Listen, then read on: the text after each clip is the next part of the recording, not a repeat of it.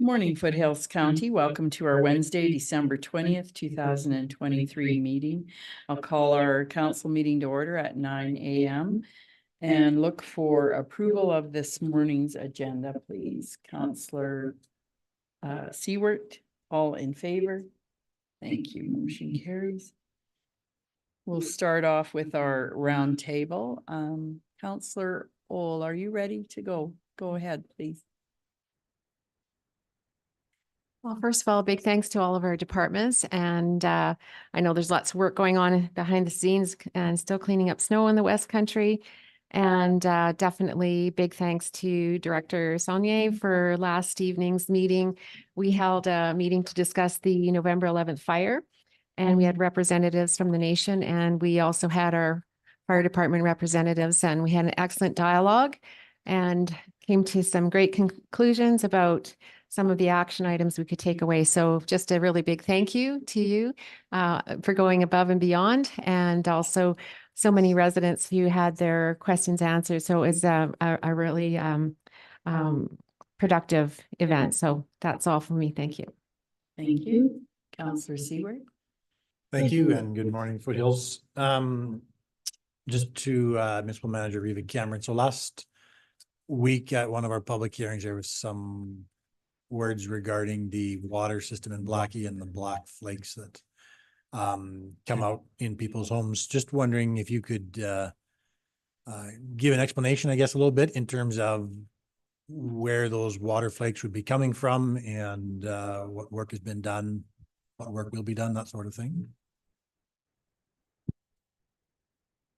Yes, good morning, Council. And with respect to water in Blackie, so the source water for Blackie contains what's called manganese, and it's a black fleck. And prior to us installing green sand filters, you had lots of black flecks. There is a plan this summer for us to maintain the wells. So there's 2 wells, and so they need, they need to be cleaned out every so often, just like anybody's well. And the green sand filters require regular maintenance. So we'll be working to see how the system is working right now. So that is a plan. Anyway, it was a plan prior to last week's meeting, so it's not a reaction to that, but it is one of the issues in Blackie is manganese, and it's more of an aesthetic issue than it is a it's not a health issue. It's just with respect to, you pour a glass of water and you got these little black flecks in it. So if we didn't have the green sand filters, yeah, their whole glass would be full of flecks. So that's what the plan is, and our foreman for our Utilities East Division, John Chandro, and myself were talking about it a couple of weeks back. So in the new year, we'll be moving ahead with that maintenance. Okay, thanks for that. The other thing that caught people's attention was only one of the wells is functioning in Blackie. I think that was mentioned last week. So just what's the story, I guess, on that, and what would happen if that well goes down? Well, we have a certain amount of storage in Blackie, so we can get by for a number of days before we would run out of water. I can't say I was aware that we wouldn't be able to use a second well if needed, but I will check into that, and I'm sure our crew is on top of getting the system up and having redundancy with the pumps. These are different pumps than our normal breakdown pumps, so they're well pumps. They're a lot more reliable than a lot of other types of pumps that we have in the treatment plant itself. Okay, thank you for that, and thank you for the work our crews do on maintaining clean, flowable water. Appreciate it. That's all I had this morning. Thank you. Not much for me, just a bit icy out there. So everybody just has to be a little cautious. And I don't think I've ever seen such a gorgeous sunset that I saw this morning. It was pretty spectacular out there. So, and that's all I had. On to you, Deputy Reeve Waldorf. Thank you, Madam Chair, and good morning and Merry Christmas, Foothills County. I actually didn't have anything, but I see Deputy Fire Chief Young is in the crowd, in the audience, and I do have a question through the chair to Deputy Chief Young about a fire hydrant out of service at Heritage Lake. Driving in at the three-way stop near the lake house, there's been a fire hydrant. I'm not, maybe it's to Deputy Director Gallant, but there's been an out of service fire hydrant for over a month now. There's a yellow cover on it. I'm just wondering, is that a concern or is it an issue, or what's the scoop on the out of service fire hydrant? Thank you. Sorry to pull you up. You probably didn't expect the question. No, I didn't expect the question. Through the chair to Councillor Waldorf. So obviously all the fire hydrants in Heritage Point are actually maintained and serviced through Corex. That would be a concern actually, because obviously we need it for water supply. Once I've done my presentation today, I can phone Corex and find out what's going on there and provide an update to you. Appreciate it. Thank you so much. And that's all I had. Thank you. Councillor Alger. Thanks, Madam Chair. Good morning to everyone. Pretty quiet in Division 5.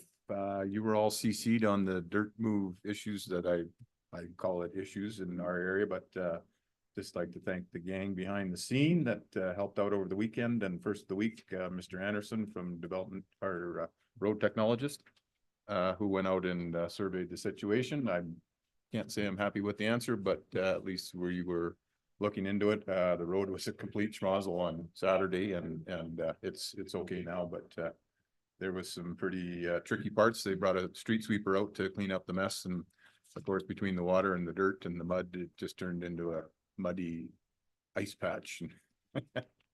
And of course, to get hold of anybody, I tried calling him. I got a buddy that works for Volker Stebbins, so I tried calling him, and of course, Saturday, nobody answers their phone, so it kind of morphed itself out, I guess. But Mr. Anderson checked in with the dirt haulers on Monday and got an explanation, and you've all seen the pictures from his email. So we'll leave it at that for now. Thanks. That's all I have. Councillor Seward, go ahead. Thanks. Yeah, I just wanted to follow up, I guess, on that. Looking at those pictures, it looked to me like dirt was being dumped in the riparian zone. So I guess just to planning or whoever, the floor, what mechanism is there to ensure that they're not dumping in riparian areas?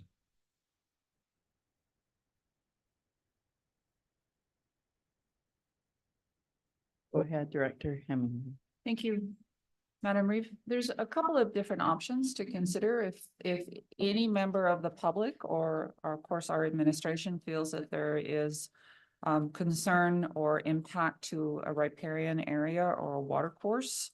One of them would be could issue a stop work order on the development, indicating that a development permit is required because they are impacting a riparian area. Another solution would be to call the complaint line or the number on Alberta Environment's website, and they will do an investigation associated with anyone impacting a water course or a waterway or wetland throughout the province. They record those phone calls. It's a recorded number, and then it gets dispatched to the appropriate office. And it's been my experience that they actually do go out quite quickly and investigate these issues. Because the riparian area, if it is a water course, not just a drainage swale, then it would be a provincial matter. But our bylaw does state specifically that drainage cannot be impacted. So if we feel that drainage is being impacted, then we would have the ability to issue a stop work order on a development of that nature. So those are the two I'm coming up with. There may be another solution as well, but those would likely be the fastest actions. Okay, thank you for that. That's all fine. Thank you. Councillor McHugh, go ahead. Thank you, Madam Chair, and good morning, Foothills. And other than Christmas wishes, I have nothing else. Thanks. Thank you, Councillor Castel. Thank you, Madam Reeve. Good morning, everyone. I noticed, yes, when they opened the highway that Dewey Matthews from Anchor D Guiding was the first people to cross the new opening of the highway, and he took 2 horses and a wagon and Santa. And I guess he dragged them all the way out from Anchor D, and they were the first ones to cross onto the new road. It was kind of cool. And tomorrow at 8:27 PM, it's winter, although you'd never know it here. I heard the stats that this is the warmest December in 140 years. So that's all I have. Thank you. Oh, and Merry Christmas to everyone. Thank you. We'll go to our departments. Deputy Director Glant, go ahead. Good morning, Madam Reeve and Council. Just a quick update. We're stockpiling still from the Rocher pit out to Blackie. And then in the new year, we'll switch over to the day pit. We are still out dealing with lots of icy conditions. It's just the weather's just been perfect to create that. So we're scratching the icy areas on the gravel roads with the graders and sanding where we need to on the hard surfaced roads.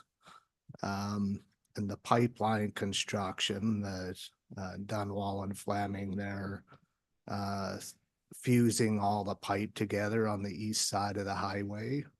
And there's some pictures of it there. And I think they're probably just about got everything fused together, and then they're digging the sumps for the entrance and egress of the pipe when they start boring. They are going to shut down, I think, tomorrow or Friday, and then not return until January 8th. They'll start back up, and it seems to be going well right now. So that's all I had for council this morning, Madam Reeve, and I'd like to just say Merry Christmas to everybody and a Happy New Year. You as well, Deputy Director. We have a question for you, Councillor McHugh. Thank you, Madam Chair, and just quickly through the chair to Deputy Director Gallant at the very north end of the water reservoir, a little construction going on there. Is that for the water line? Yeah, that's where that'll come out at, so that they'll egress there. And then, yeah, they bore it from the east side and go west. And the pipe will go through, it's all laying on the east side in the Kennedy pit area. Yeah. Okay, so then a second shot from there to go underneath the tracks. Yes. Okay, so it's a 2-phase. Yes. Okay. Yeah. And I believe their plan is to do the highway first and then the tracks, and then everything will be open cut, or they'll do some at the same time, but right now they want to get the boring done. Okay, thanks so much. Thank you. Thank you again. I'll go to you, Manager Porter. Go ahead. Good morning, Madam Reeve, Council. Just nothing really for Council this morning. I wouldn't mind being present for item F5 on the agenda. Other than that, just wanted to wish Council a Merry Christmas and Happy New Year, and all the best in the holiday season. Thank you. You as well, Manager Porter. It sounds like you've got our cold that's been going around, so hope you get well soon. It's a bit of a nasty one. All right. So I see we have Manager Saulnay. Did you have anything for council?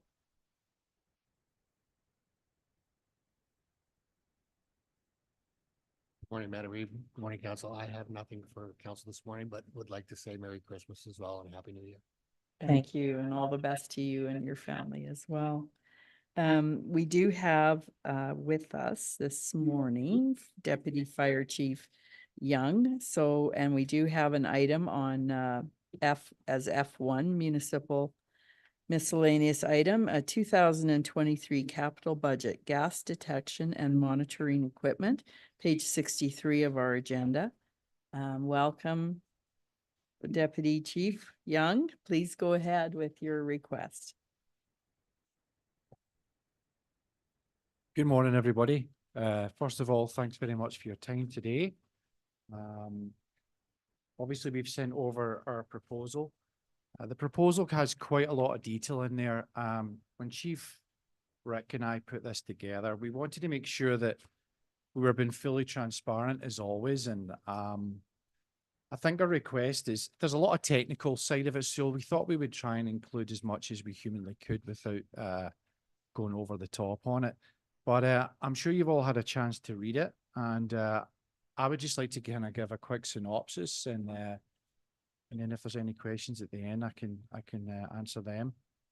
So basically, as you know, everybody, we have 6 stations. We do about 1,300 instances a year, and about 15 to 20% of those instances are actually alarm bells, and they could be split into 2 categories. So you have your residential alarm bells, which will be your homeowners, and we respond to those for low oxygen levels, potentially carbon monoxide detectors going off. And for that, we need gas monitoring, right? We need that so that our staff or our members can go in and they can determine what levels of carbon monoxide, what levels of oxygen are in there. One of the things as well is we don't want to leave a property without knowing how bad is the carbon monoxide or how low is the oxygen levels. The other side of it is we do respond to industrial and commercial properties where you would have potentially, for instance, the Scott Seaman Sports Arena, where there is the potential for an ammonia leak. We have the Highway 2 corridor there, where there's all sorts of chemicals driving up and down there. So for that, we also need gas detection. So over the last 10 years, we've actually been using gas detectors that were donated to us in around 2014 by Husky. And even at that point, the gas detectors that they donated to us, they were kind of almost decommissioned. So we're actually now at a point, the gas detectors that we have at our stations are almost expired. Some of them we've had to decommission because they're no longer repairable. So last year, Chief Saunier put in his capital forecast for $48,000 for replacing all of our gas detection equipment. So we're looking for 12 of the gas detectors which our firefighters would wear. They basically detect your explosive limits of your volatile organic compounds, your oxygen levels, and your H2S and your carbon monoxide. And then we're also looking for the big brother version of this, which is an active gas monitor, which what it does is when you're walking around, it sucks the air in, it monitors it, and it can tell you what presence and what levels of gas are in that vicinity. And then what you can then do is determine where is the leak coming from. Is it coming from their furnace? Is it coming from their fireplace? Is it the stove? So they kind of go hand in hand. So this isn't one of these, a wish. This is more of a need. And we're at that point, we really need it for OH&S reasons. And it's used in the oil industry. Gas detection's a real thing that we need. So yeah, that's my spiel, so to speak. And if you have any questions, then I'm willing to answer. Sure, we'll open the floor for any questions for Deputy Chief. Scott, anyone have any questions? Otherwise, we have a recommended motion on page 66. Councillor Ohl, go ahead. Sure. We did have a robust discussion at the fire board in regards to this and peppered you with a lot of questions. And I believe you were able to answer all of those satisfactorily to all of us. And your presentation today was a good reminder of all the details. And thank you for bringing the units so everyone could see what you're working with. So I'd be happy to give that motion when you are ready. And if there's any other questions, by all means, just come back to me after. Thank you, Councillor McHugh. Thank you, Madam Chair. Through the chair to the Deputy Chief. Just looking at, I was thinking the first one that is I'm just wondering how these get distributed. So we'd have 12 of those, so there's just one on every crew. So just kind of looking how that works. So if there's 12 of those, I'd see that as an individual monitor that would kind of be on each crew or two components of a crew. And then the bigger one, just kind of wondering how that one gets carried around or used. Through the chair to Councillor McHugh, it's a great question. That was actually, the same question was brought up in the fire board, actually. So we're looking at, we've got 6 stations. We're looking to purchase 12 of these, so that would be 2 per station, plus we're also looking at buying 4 of the Big Brother version, the 6 gas detector. We already have 2 of the 6 gas detectors and we'll repurpose them. When we run with our engine, we run with a 4-man crew, and that includes the volunteer station. So that would give the 2 firefighters and the captain, obviously, he would have the gas monitor, and then you've obviously your driver who stays by the engine. So it would give a full complement for each station. All right, thank you, Deputy Reeve Waldo. Thank you very much, Madam Chair. Through the chair to the floor, I can certainly support the motion. Interesting how call numbers have gone up. Found it fascinating that 15 to 20% of calls are for gas monitoring situations in residences, increased commercial, industrial properties, and that the present equipment is really becoming kind of end of life. And as I say, fully support the motion. Thank you. Thank you, Councillor McHugh. And through the chair to the deputy chief, so we have 2 existing Altair 5Xs. What's our lifespan on those 2? Were they refurbished, or what is the lifespan on a 5X? Through the chair to Councillor McHugh, we still have about 3-4 years left on them. One of them was used at Heritage Point, and the other one was actually purchased through the Priddis Fire Creek Association. They actually bought that and donated it to the fire station. So we probably get about 3 years out of them. Hence the reason why we only asked for 4 of these, and then you maybe see me again in a few years asking for a couple more, hopefully. That was kind of the question. So just wondering when the new ones would have to be replaced or refurbished. So that's 3. You figured 3 years on the 2 existing, Yeah. and then the lifespan of the new ones. The new one's about 10 years. Okay, Yeah. thanks. All right, we'll go back to you, Councillor Owl, for your official motion. So moved as in the staff report. All right, thank you. Any further discussion? I'll ask for the vote. All in favor? Thank you. That motion carries. Thank you very much for coming in, and Merry Christmas to you. Yeah, thanks very much. And if I could just say on behalf of the Foothills Fire Department and all of our staff,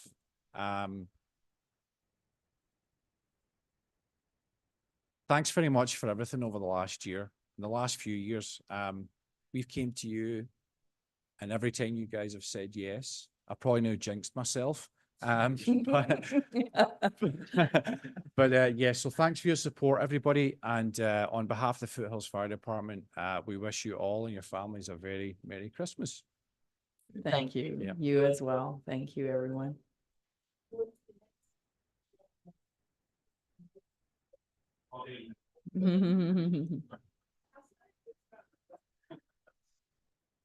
All right, we have a few things to deal with this morning.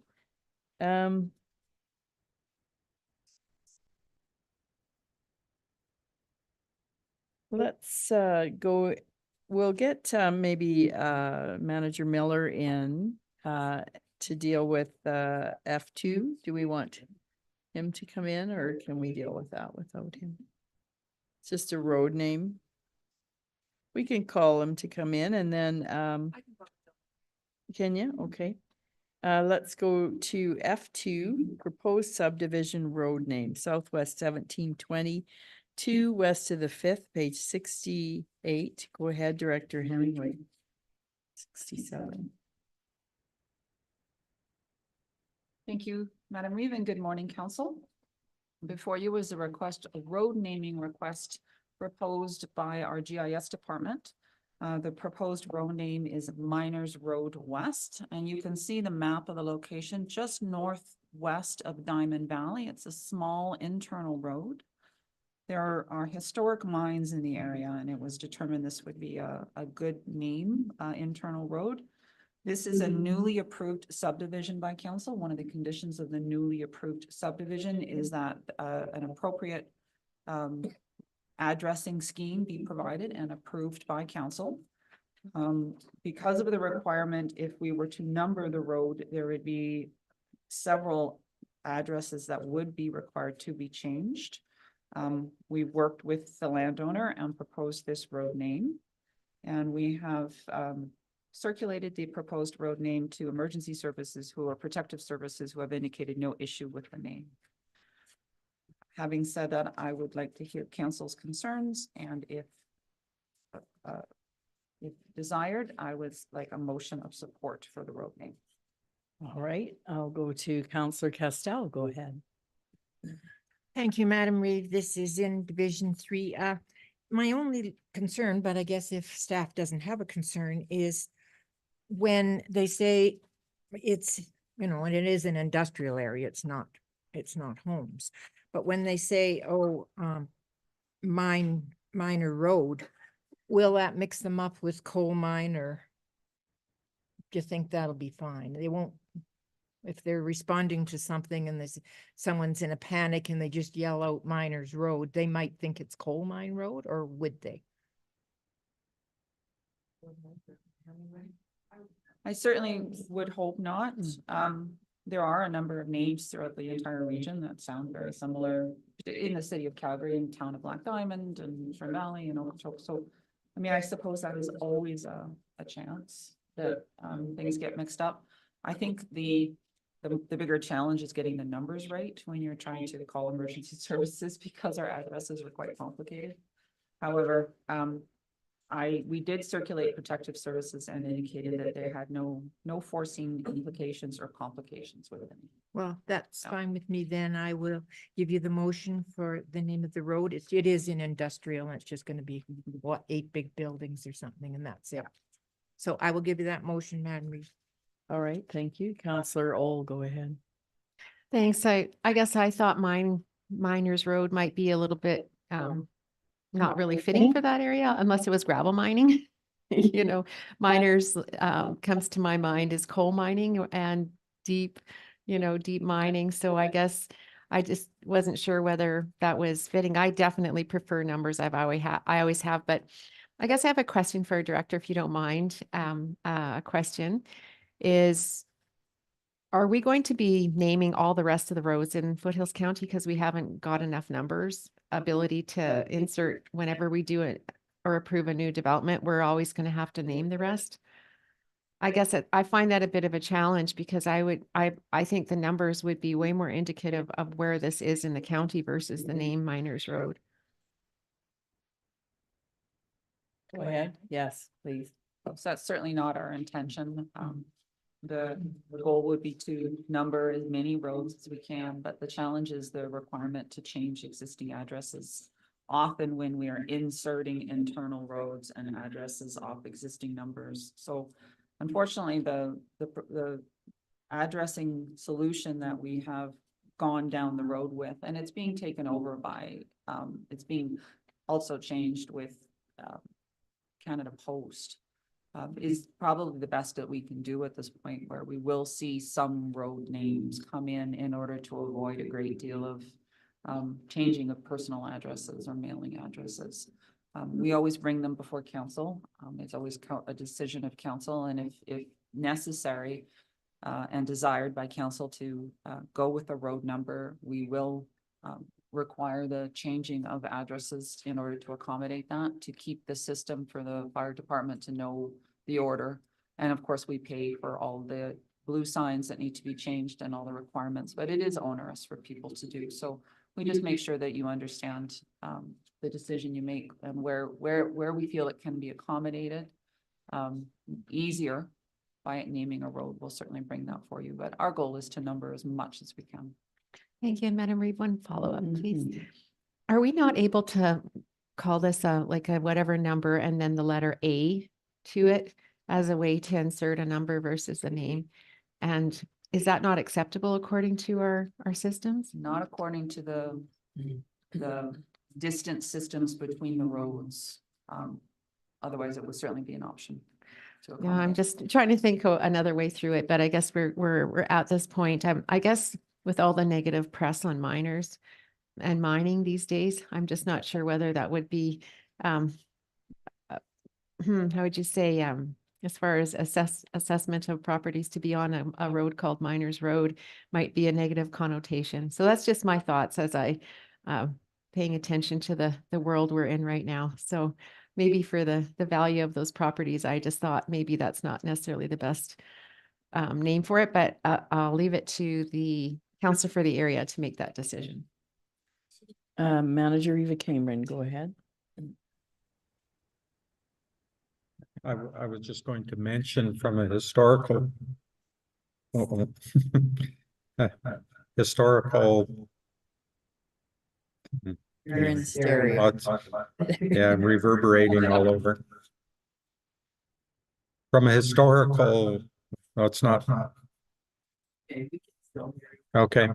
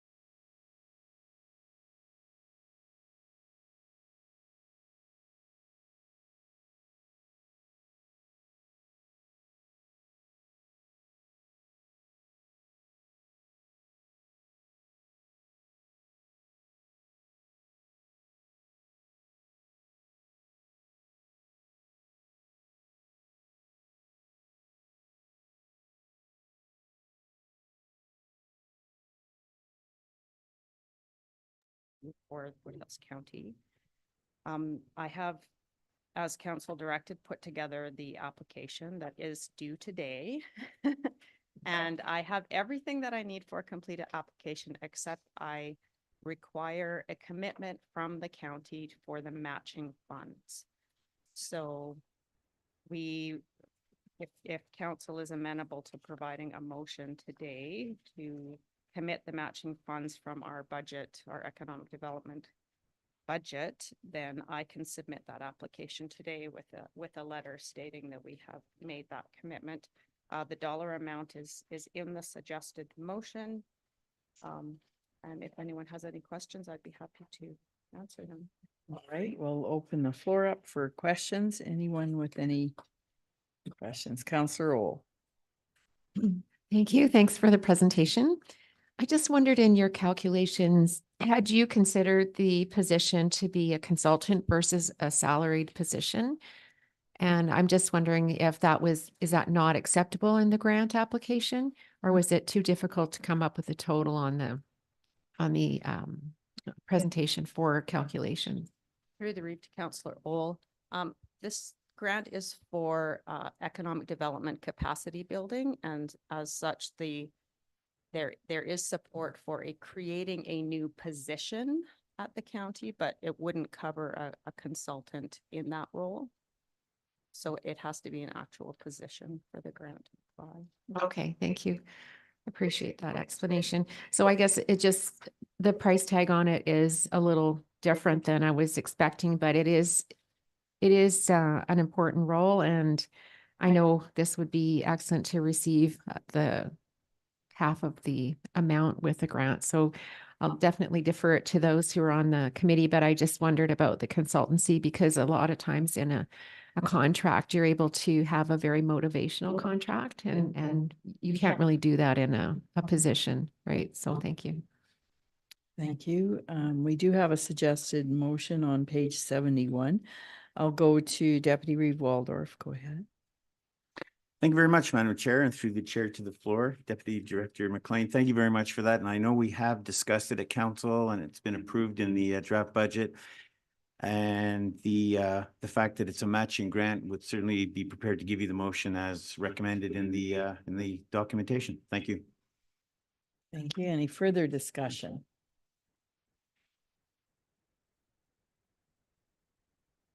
I don't see any, so I'll ask for the vote. All in favor? Thank you. That motion carries. Thank you for your work on this, Deputy Director McLean. Let's go to F4, our 2024 holiday schedule, page 73. I'll go to you, Manager Barrett.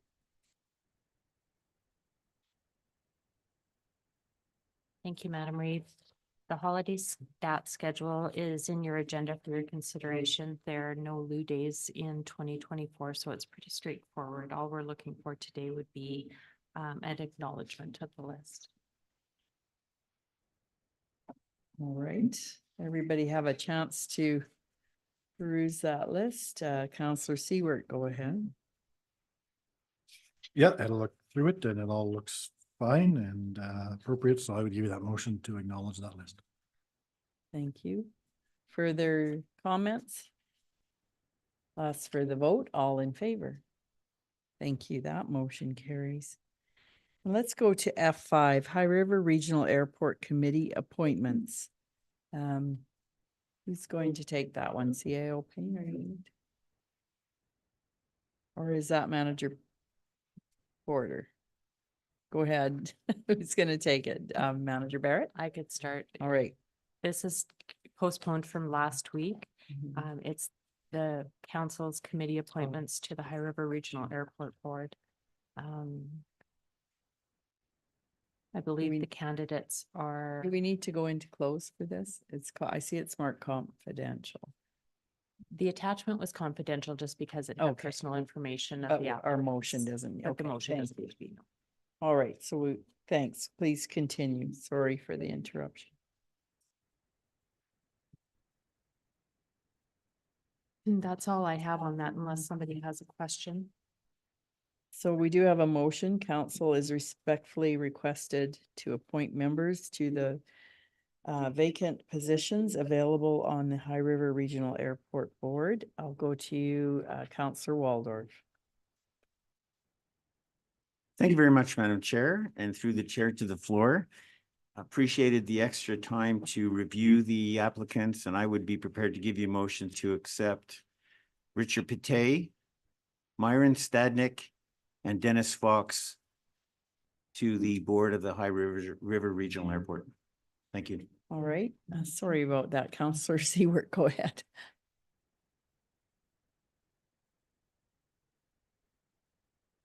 Yeah, that's not the. Doesn't coincide with my notes from our discussion last week. So I guess I would just be looking for Richard Pate, Tom Watkins, and Dennis Fox. So I don't know if that's a. No, you can nominate who you like and then we'll vote on it.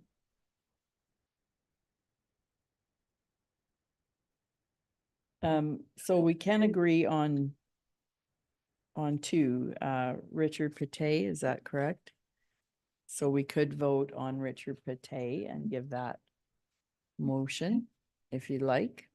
And then do the other one we agree on and then have a vote on the last one if you like.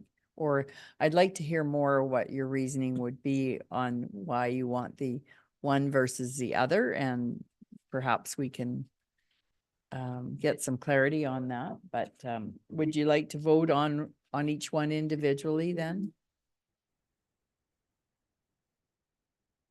Sure, okay. Or do you want? I think we can agree on two, right? It's the third one that we're not in agreement on. Okay, so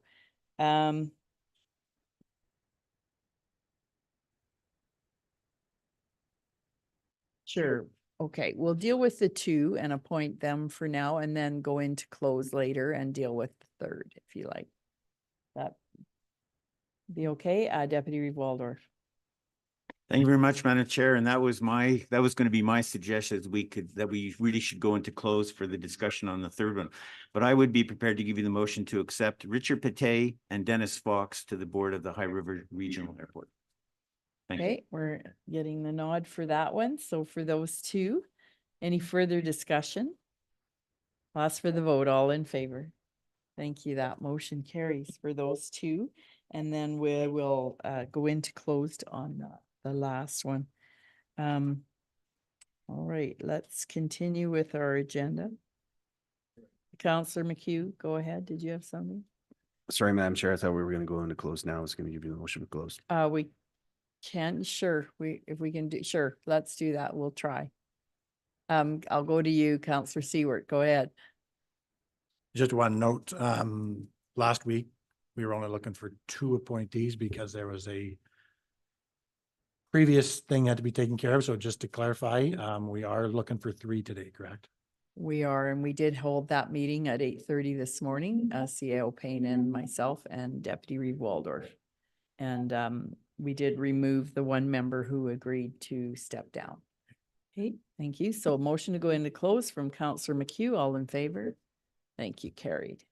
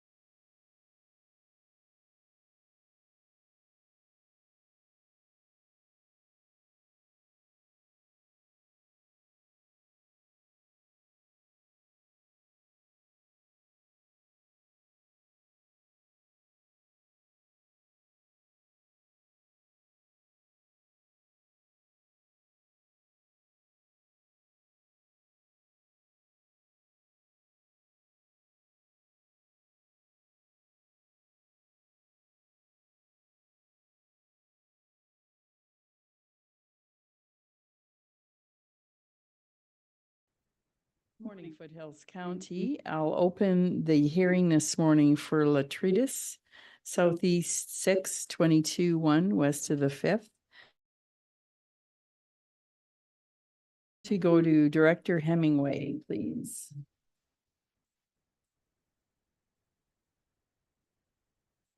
Thank you, Madam Reeve. I am addressing council this morning to inform you of an error that was made in the advertisement of the hearings this morning, and this afternoon.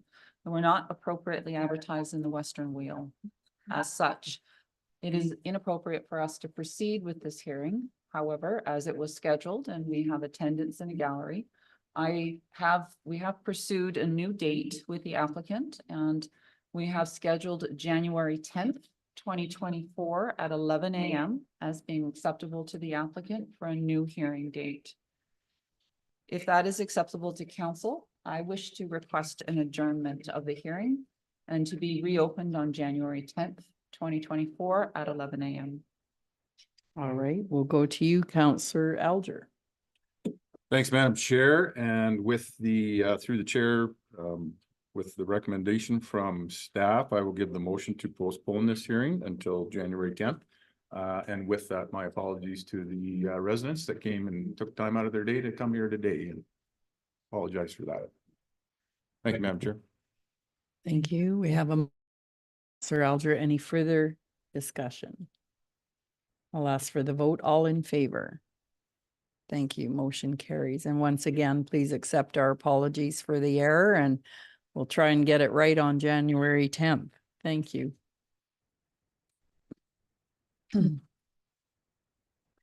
So with that, council, let's continue on with our agenda. We recently had a closed session briefly on the High River Airport. We had one more committee member to appoint. So I'll go to you, Deputy Reeve Waldorf. Go ahead. Thank you very much, Madam Chair, and through the chair to the floor.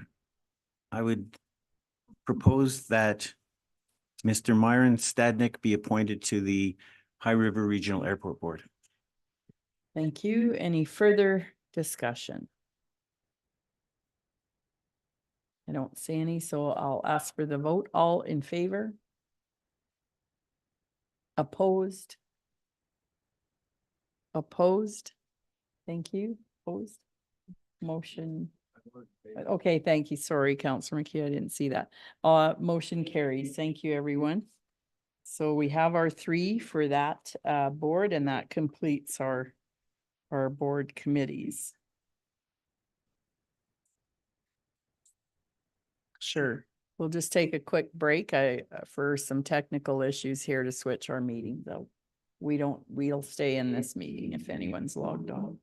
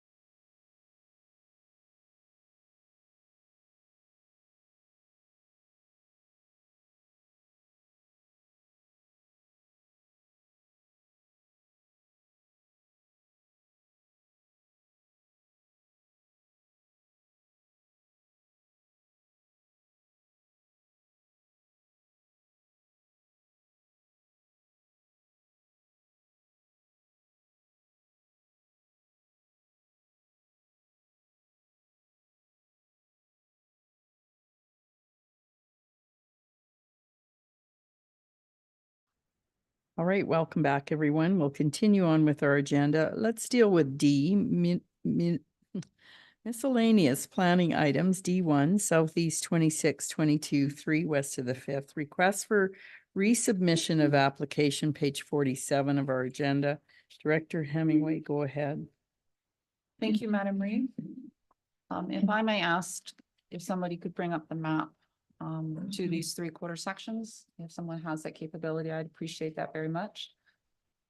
This miscellaneous item before council is for a request of your consideration regarding resubmission of an application. It's not something you typically see. We have I'm going to just orient you a little bit in location and then speak to you about the current policy in our land use bylaw, and then I'll speak about the specifics of the application. So the cursor is showing 3/4 sections, the southeast of 26 there, and the southwest of 25. You move over to the east, and then the northwest of 25. Those were the 3/4 sections involved in an application for rezoning to a new direct control district that council heard on, I think, the 27th of September. The decision was made on the 27th of this past December. Now, in our land use bylaw, section 5.11, you can see the wording on page 48 of your staff report. It says specifically when an application for a development permit or a change in land use designation is refused, another application with respect to the same parcel of land may not be made by the same or any other applicant until the expiration of at least 6 months from the date of the last refusal. And that applies to both a development permit for the same or similar use or a change in the land use designation. Now, just as council be aware, when we're dealing with development permits as staff, we do allow for resubmission of a development permit if it's a significantly different application. We don't wish to hold up somebody that has gone through a process of refusal and they've made a new application that we can approve that makes sense. We move them forward. We don't make them wait 6 months. So in practice, the planning department for development permits, which is what we deal with, we do allow for an application to be made on the same piece of land if it's a significantly different application. But that is not the language in the land use bylaw, as you can see. So what I'm bringing forth to council is for your consideration, and we've made a recommendation, I've made a recommendation in the staff report to allow for the reapplication of a new application on one of the 1/4 sections, as we feel it is significantly different. The new application would be on the southeast of 26, so that 1/4 section there. Just a bit of background. We feel the new application is different, and I've noted 3 points for your consideration at the top of page 49 of your staff report. The new application proposes a significantly scaled back development from the previous application. The new application proposes development to be located on a different 1/4 than the previous application. And the new application proposes rezoning to an existing land use district, not a development of a new land use district. As such, we believe the application is significantly different from the previously refused. And with council support, we would recommend that the application be received and commence the circulation and get in line for a development or for a land use hearing. From a timing perspective, that would mean probably early April 2024, which actually is 6 months past the hearing date or the decision date on the previous application. But that is not the letter of the land use bylaw. If council does not support this recommendation, then the application cannot be made until April 2024, which means it would be a September public hearing.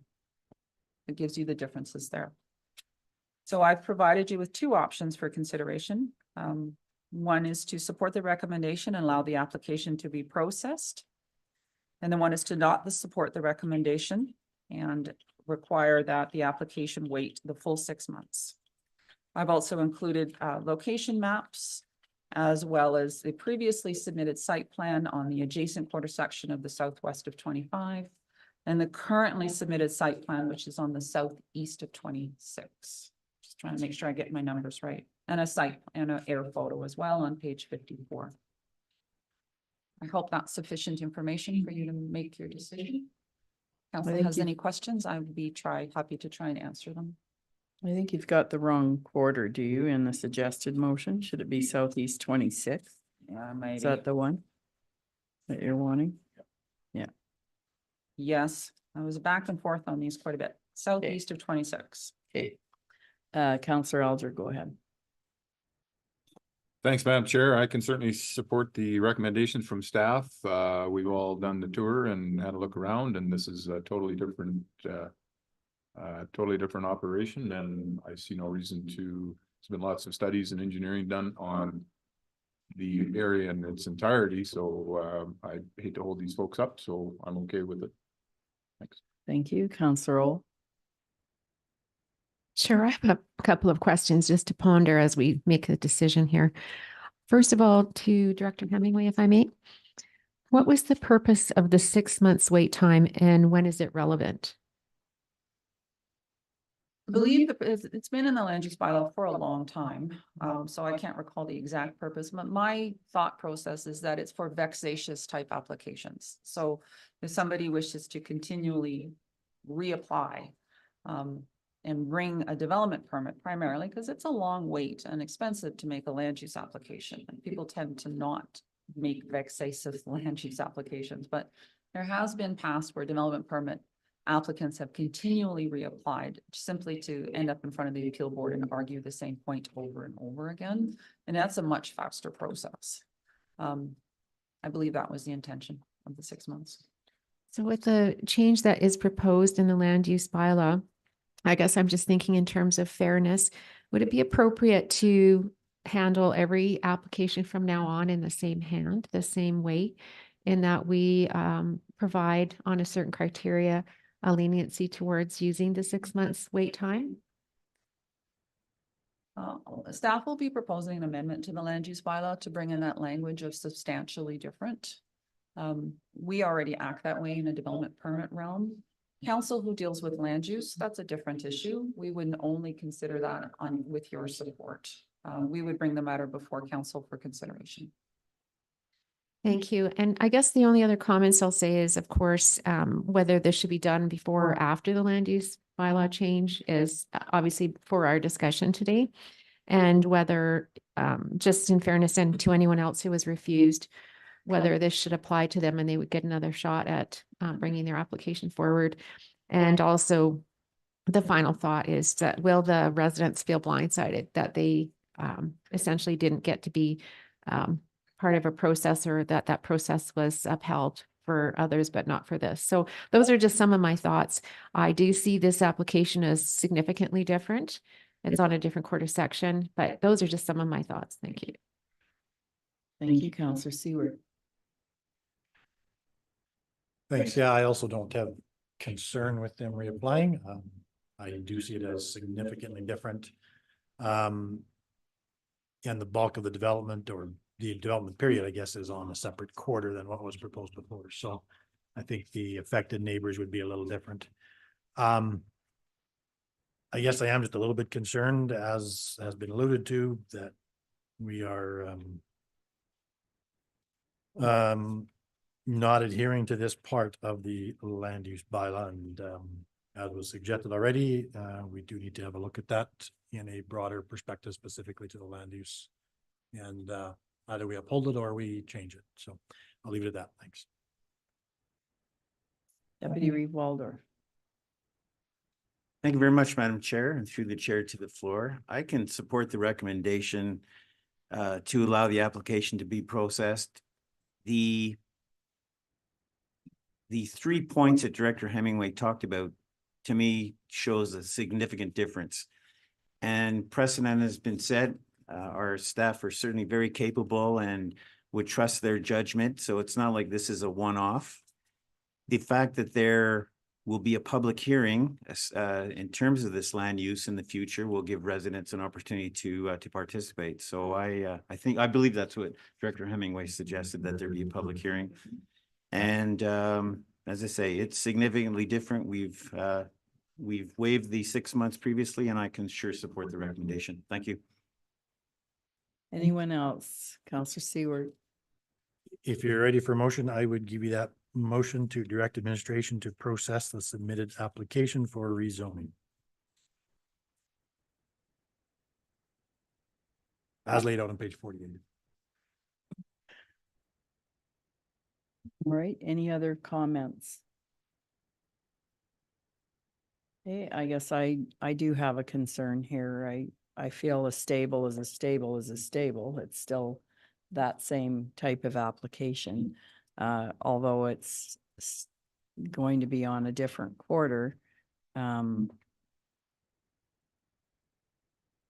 bulk, some of that former operation was on this quarter, if I'm incorrect, but you know, I guess for me, how do I go to other applicants that we've turned down on this and made them wait the 6 month? And until we have that bylaw, I think that this cooling down period is necessary for all the residents and for the applicant as well. So I wouldn't be in favor of proceeding, just because I feel that's part of our bylaws, and we need to be fair to everyone.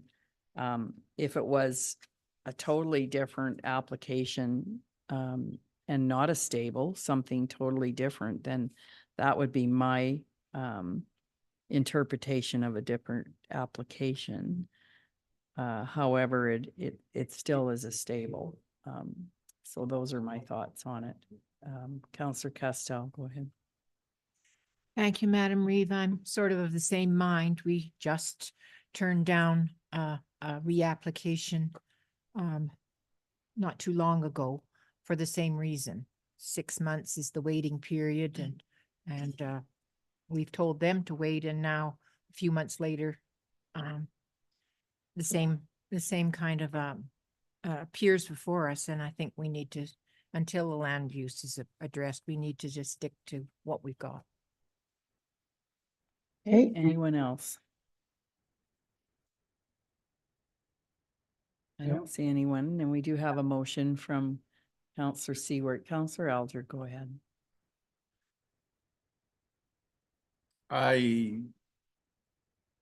Thanks, Madam Chair. I guess just to rebuttal that, yeah, a stable is a stable is a stable, but we're not dealing with the stable at this point. We're just dealing with land or application for land redesignation, and yeah, this is totally different quarter from the original application. Definitely a lot smaller. Like I said, we've all done the look around and had a look at the staff report to see what's going on. And I think our argument towards the stable and the issues with the stable and would come at the public hearing time.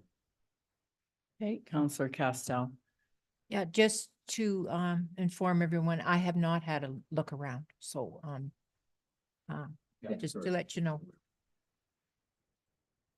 All right, I'm certainly open, I guess, to everyone's interpretation on this. I do realize it's on a different quarter and it is a different application, but in fairness to, I have a resident who's been calling me and is quite upset, and he's changed the way his building looks. So is that the same, right?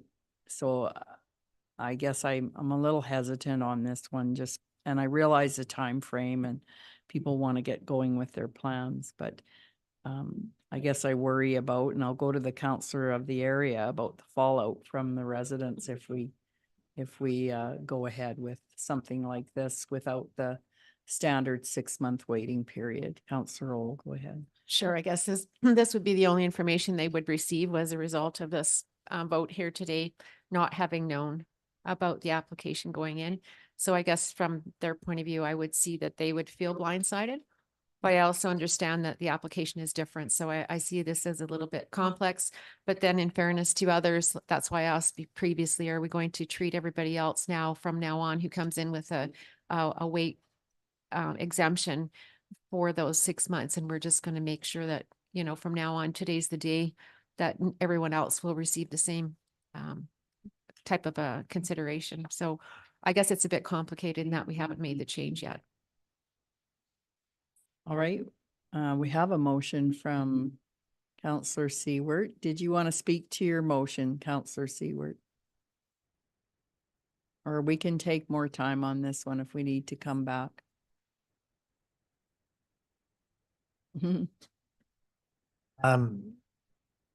Yeah, no, thank you for everybody's input. I think the motion is out there and we can just let it go and see where it lands. All right, sure. Okay, let's test it out then. If there's no other comments, we have a motion from Counselor Seward.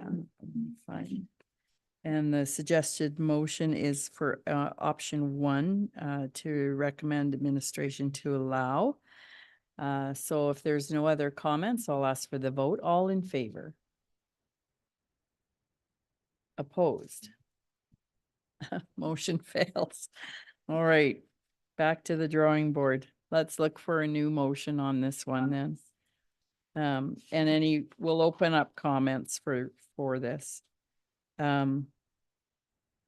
There are 3 motions there, option 1, option 2. Or 2 motions, sorry. All right, so I'll open the floor for another motion and or other comments. Or if we need more time on this one, certainly can grant that as well. Do we need more time to think about it, or are we ready to go? Director Hemingway, did you have any last thoughts for us? Okay, all right, thank you. Do we want to go into closed on this one? I'll ask you that. Okay, all right. Okay. Shall I come back or go ahead, Counselor Seward? Well, if nobody's gonna make a motion, Mhm.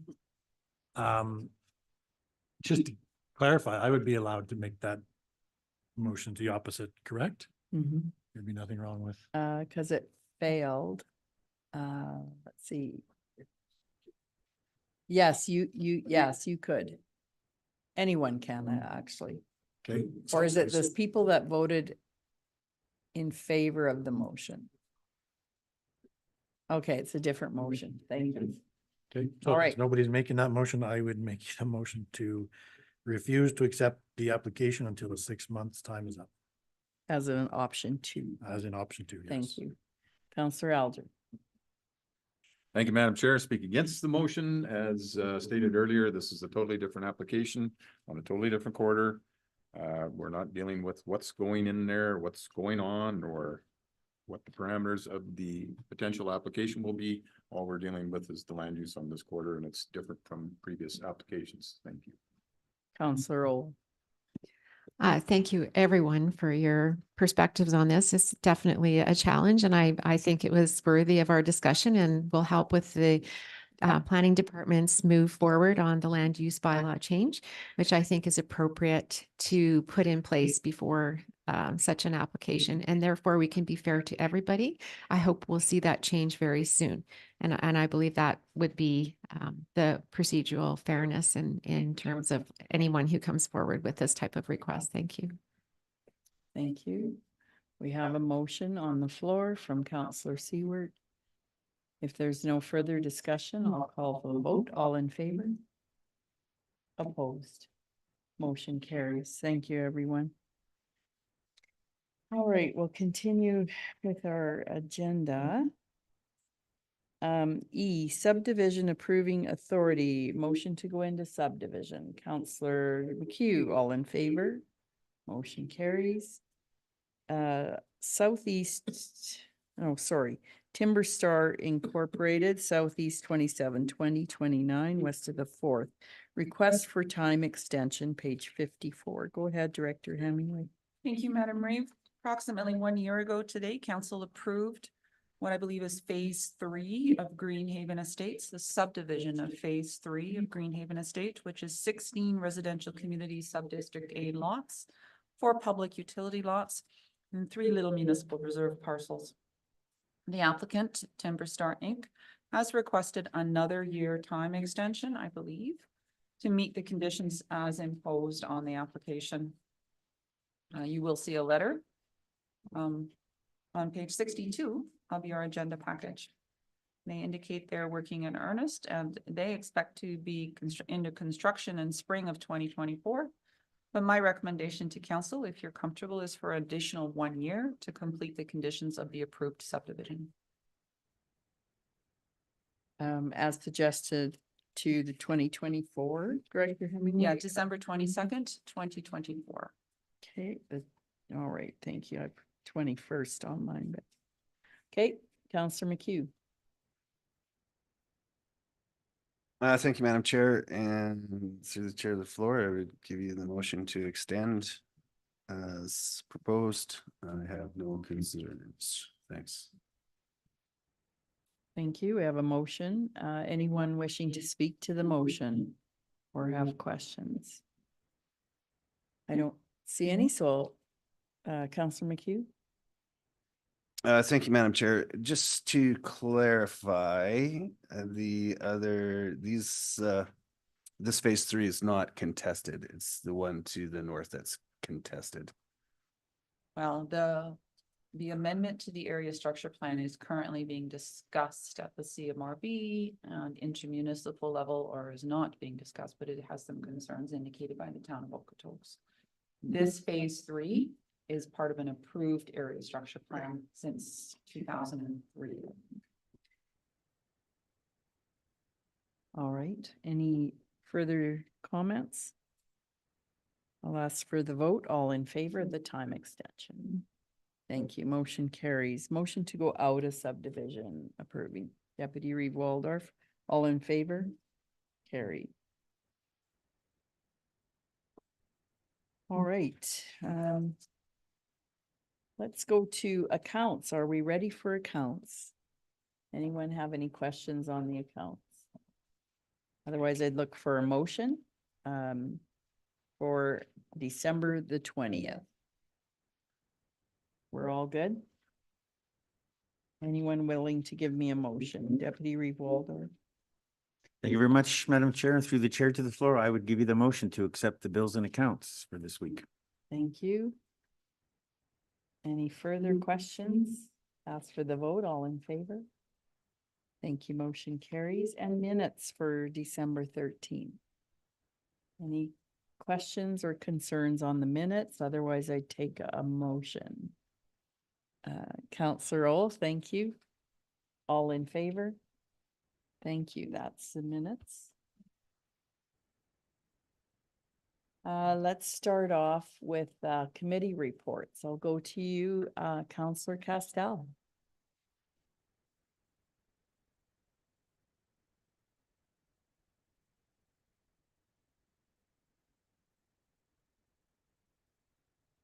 Thank you, Madam Reeve. I just had one committee report. Well, it was a board. Monday, December 18th, the Northwest Foothills Rec Board had a complicated meeting. Things went off and on, and we're not sure why, but I think Manager Barrett has a handle on what happened. But we had lively discussions about this, that, and the next thing that we really didn't have all our members there, so it kind of made it kind of a disjointed meeting. We did our round table, and we acknowledged the new board members, and oh no, we didn't. We changed our mind and we decided not to. It was a brief meeting, to say the least, and really we were just tasked with deciding which projects we'd like to go ahead with and rank them from 1 to 5. So we're supposed to get that back into the committee chair or to staff to rank which options we would like to see started on next at that piece of property. And that's all I have. Thank you. Thank you, Counselor McHugh. Thank you, Madam Chair. Through the chair of the floor, subdivision and appeal board yesterday, and subject at hand was a setback relaxation. Yay, thanks. Thank you, Counselor Alger. Thanks, Madam Chair. On Friday evening, I attended a nice get together with one member of the Dumbo Rec Board and Mr. McHugh and Mr. Waldorf, myself. Stockman's and had some pizza and wings and had a good visit. So that was good to have a little in person that we haven't done in quite a while. Other than that, I was supposed to attend the Northwest Foothills Rec Board, but unfortunately I could not because it was my grandson's first Christmas concert. And as I said in my email, there's certain things in life you do not miss. And that was one of them, and thoroughly enjoyed that. And my apologies to the rec board that I could not be there, but I did follow along with all the emails. And yes, I see there was some issues with technology again. Other than that, that was it for me. Thank you. Thank you, Deputy Reeve Walden. Thank you very much, Madam Chair. Through the chair to the floor, fairly busy week. Last Wednesday, had a strategic planning committee meeting after a council meeting with Reeve Miller, CAO Payne, and Director Hummel. The High River Regional Airport Board meeting was held last Thursday evening, and the normal agenda in terms of some of the reports, highlights would be the approval of the 2024 draft budget, which will be coming to council. We had a update in terms of all the activity, reviewed the fire protection plan and the review of, the emergency response plan that Manager Porter gave us. There was an update on the STIP grant application, and we actually had a presentation by Lionel St. Hilaire on an airport weather system. There was some confusion whether it was a traffic avoidance system, but there was some pretty good discussion in terms of that one. And that would be it for the airport meeting. Foothills County Family Skating Party on Sunday at the Scott Seaman Rink. And I'd like to congratulate Coordinator Midgley and her team for the event, and Manager Murphy. The building looked fantastic. Great attendance this year. Lots of skating, the bouncy castle, and Santa and the gift selection was perfect. I think there were lots of laughs, and there were two young boys, twin boys that got puppies, and they were just having a riot and the hit of the show. So no, battery powered puppies. So I know Mom and Dad are probably hoping that the batteries will crap out pretty quickly. So, but it was an excellent event. Yesterday morning, we had the Artesia Road Noise Working Group session.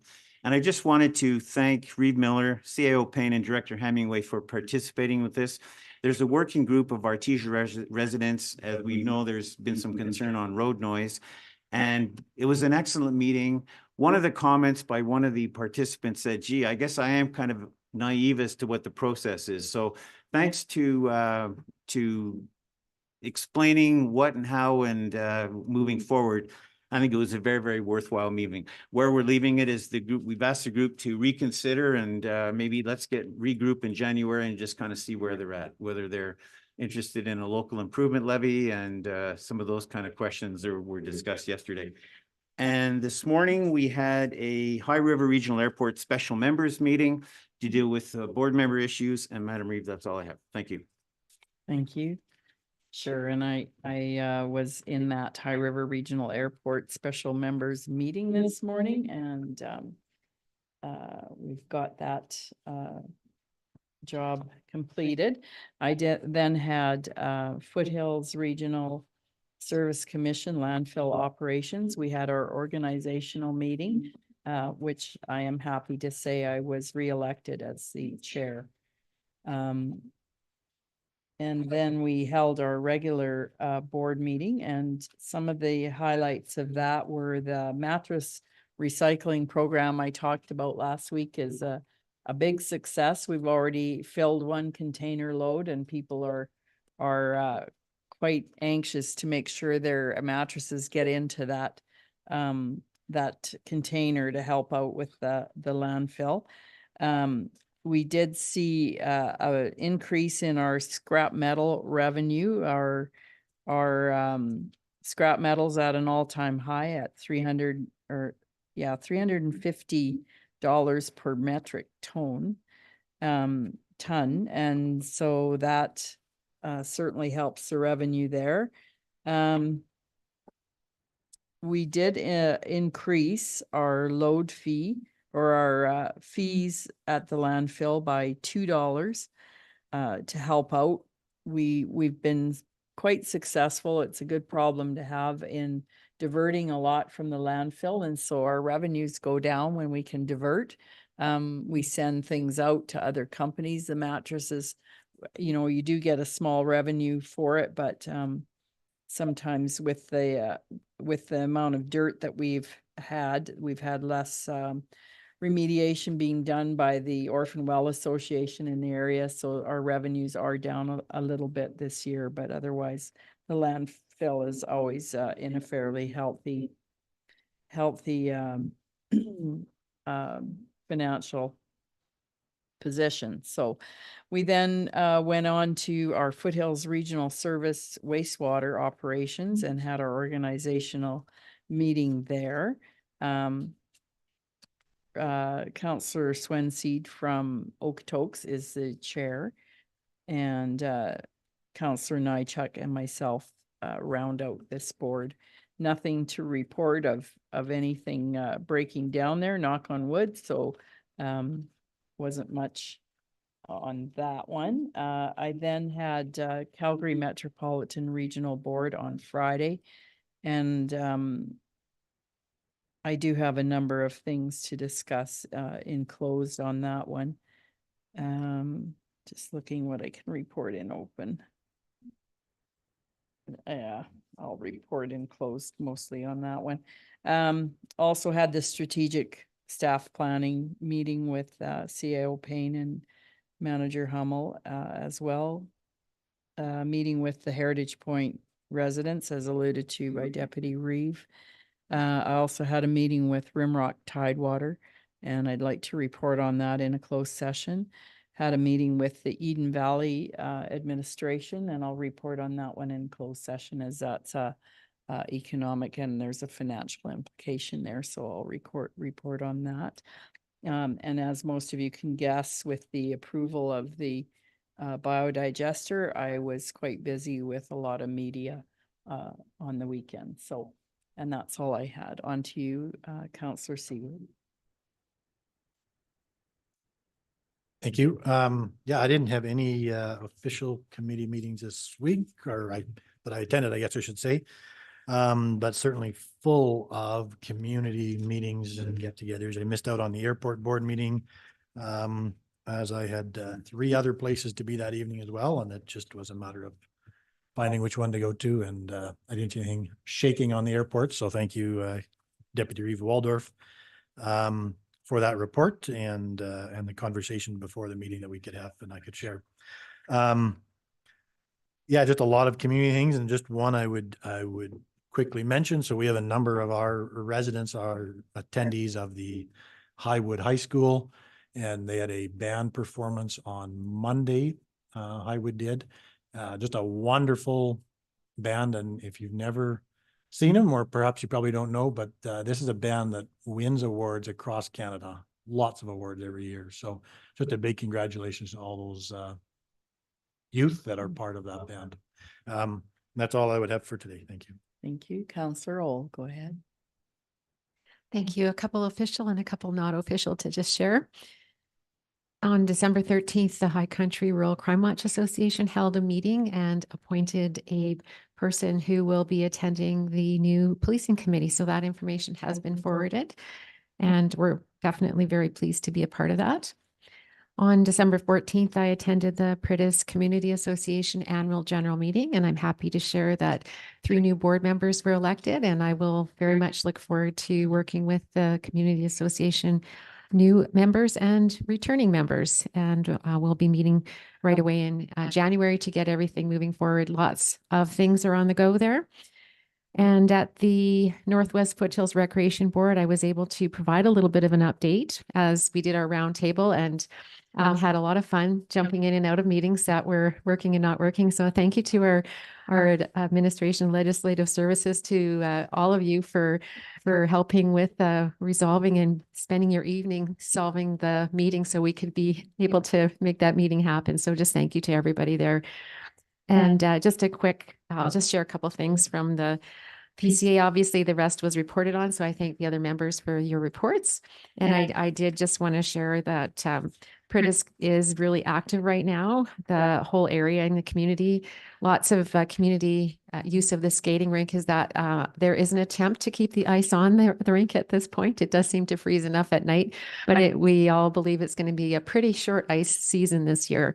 And hockey time is actually being purchased in order to make the season work well in the Pond Hockey League. And there are approximately 100 players registered for the Pritis Panthers. So it's quite exciting to see that level of involvement. And I know Millerville is pretty busy as well, and they have a full contingency. So it's really nice to see. And then inside the hall, if you can believe it, we have a full pickleball court with taping inside the hall, and it's worked well. They just have to take down the pictures on the hall walls. And a great time is being had by all, and very fully subscribed. So that is quite fun to see. In addition to yoga, jazzercise, 4-H meetings, parents and children's groups, and Women's Institute, Ridge Riders, weddings, anniversaries, birthdays, memorial services, events, and social gatherings.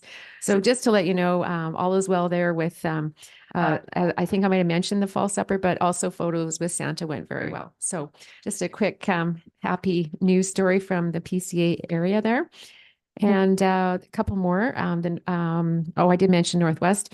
Lastly, I did state quickly in the intro in the Public Works and Department section this morning about a very helpful meeting that was well attended yesterday evening. And this was the purpose of the meeting was to hold a dialogue with residents about a fire that occurred on November 11th. And the purpose was to have a collaboration and an understanding of what occurred during the event of the fire and what happened with emergency responders. And that being, it's a border between two communities, the nation and the Foothills County. And it really came across well that we're all neighbors and we're working for a resolution.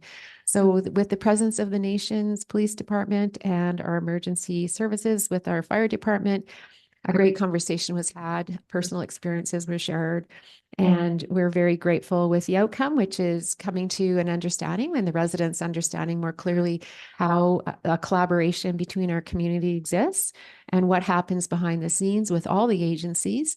And in a future event, what some of the potential solutions might be. So I just want to thank all of the participants, including the residents who came out on their evening close to Christmas, and for the great dialogue that was held. And that's all for my reports today. Thanks. Thank you. Director Hemingway, did you have anything in open? Yesterday, I attended the Artesia road noise meeting as already discussed, and I also met with Manager Reva Kieran with MPE on the water report for Greenhaven well testing. That report isn't completed. It will be coming to council upon its finalization early in the new year, and we'll have a robust discussion on what to do moving forward. And I'll leave the rest for any more technical data to be discussed by Mr. Reva Cameron. Thank you. All right, thank you. Manager Reva Cameron, do you have anything in open? We'll see if the mic works this time. So as council was reported on the landfill, and I would mention the landfill rates for collection. So is going up by $2 a ton. And so I am sure the company that collects door to door for us will be providing us with an estimate of, and it may affect our rates that we charge. It's a very minor amount because it's about $2,000 a year in total because our volumes are quite low. As was mentioned, right now it's $10 to take a personal load into the landfill. And believe it or not, there's 37,000 a year of those loads. and it hasn't been altered since 2017. So the rate will be going up to $12 from the $10. And that'll be the minimum charge on a load, which is for 100 kilograms. So if you go over 100 kilograms, then you also have to pay on the weight over. So it's $12 plus anything over that weight. So that's the new main changes at the landfill. The hydrovac system, which was installed, is doing very well right now. And one of the main issues is the dirt, as was mentioned by Chair and Reeve Miller. So the budget was approved for the coming year, and future budgets show an increase in rates every second year. So you would have a $2 increase this year, and it would next year there would be no increase, in the year after it would be another $2 increase. So that was from the landfill. I was part of the update on the water study that we're doing on the relationship between groundwater and surface water. So the sampling has been completed for the year, and the technical study, the modeling will be going forward. We should see some results probably in about March. The chair of HMP PAC, Shirley Pickering, was part of these progress meetings. The one senior member that was part of the study has left Inotech, which is a company doing this on behalf of ourselves and the provincial government, and they'll be replacing that individual. That's slowed things down. So they're taking samples from up in the watershed, from springs, flowing springs. They're from all the water plants, the wells in High River, Okotoks wells, all of our water operations. We're providing all that information. So hopefully we will start to see some results from all the work that's being done in the spring. With respect to the reservoirs at Alderside, in discussions with our engineers, we're looking at finalizing the design on the liner for the reservoir, and it would be a two-phase approach, more than likely, where they would, because the north cell is complete, except for some piping, we would proceed as soon as we could with the north cell, and then when the south cell is complete, probably next September, I guess we can hope the weather is so wet that we don't get it done. But if if we do get normal weather, we should be done by September, and then the liner for the south cell would proceed. Update, I've been gathering information on the Blackie water system, and so even a further update, Councillor Seward. So we have 2 wells in Blackie. Both pumps are operating, but the discharge line from the well 1 must be leaking, because the flow levels coming out of that well are down. And so we're in the process of trying to pull that pump out of well 1, and but the pump has been tested and is, I understand, just fine. So it's not a pump issue. It's a line replacement issue coming from the pump.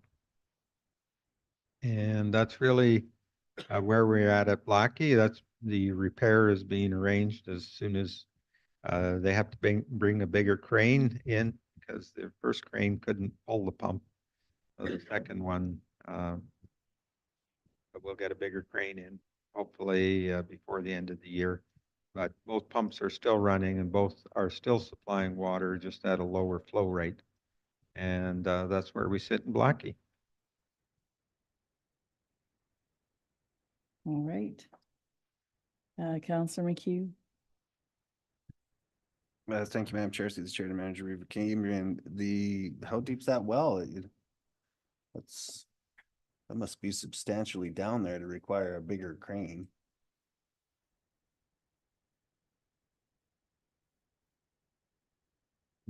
Have that information.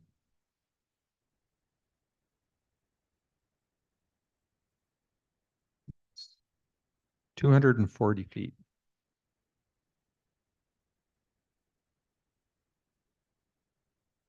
Okay, so I'm missing something here. What are we talking, 10-inch bore, or how big is this well? I'd have to ask. I know it's larger than, a regular residential well, but Yeah, so you're probably right, 10 or 12. seems a little weird that we would mob in a piece of equipment that wasn't big enough to pull that in the first place, but anyway.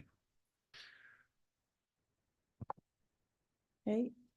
I don't see any other questions, so thank you, Manager Eva Cameron. CAO Payne, anything in open? Thank you, Madam Reeve. In terms of meetings over the course of the past week, I did join the Reeve and Deputy Reeve for a Personnel Committee meeting last Wednesday. On Friday, I did attend the CMRB board meeting as well as the Economic Reconciliation Workshop that took place later in the morning. Also met with Tom Gillis from K2 Engineering earlier this week regarding the Southwest berm appeal process and the town obtaining consents from landowners on the south end of High River. And I can share a little bit more about that in closed session. I think council may be interested in additional information there. I did meet with CAO Prosser as well yesterday on a couple of items that I'll share in closed as well if we end up with some time to do that.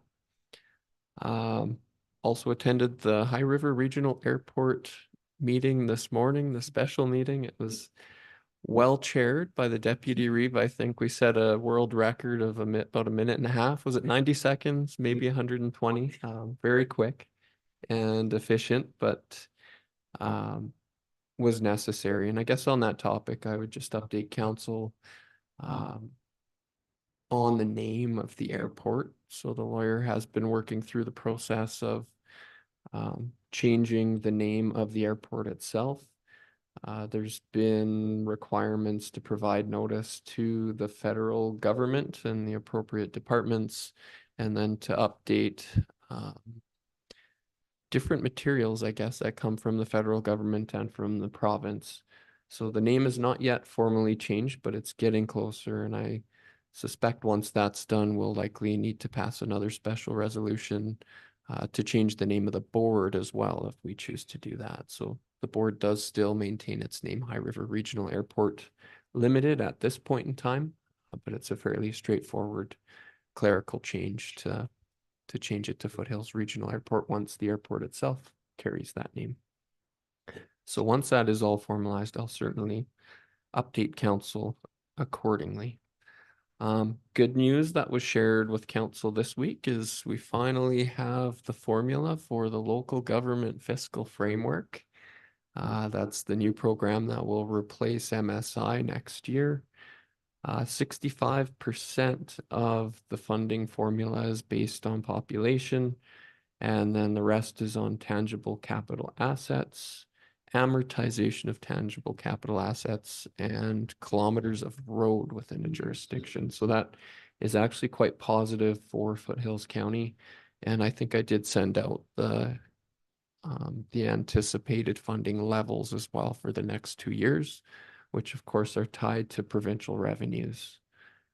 On that, I would just mention you likely saw a update from the RMA's weekly newsletter that would have come out last Friday, and there's a bit of a sob story from RMA on the formula not being what was proposed by the organization.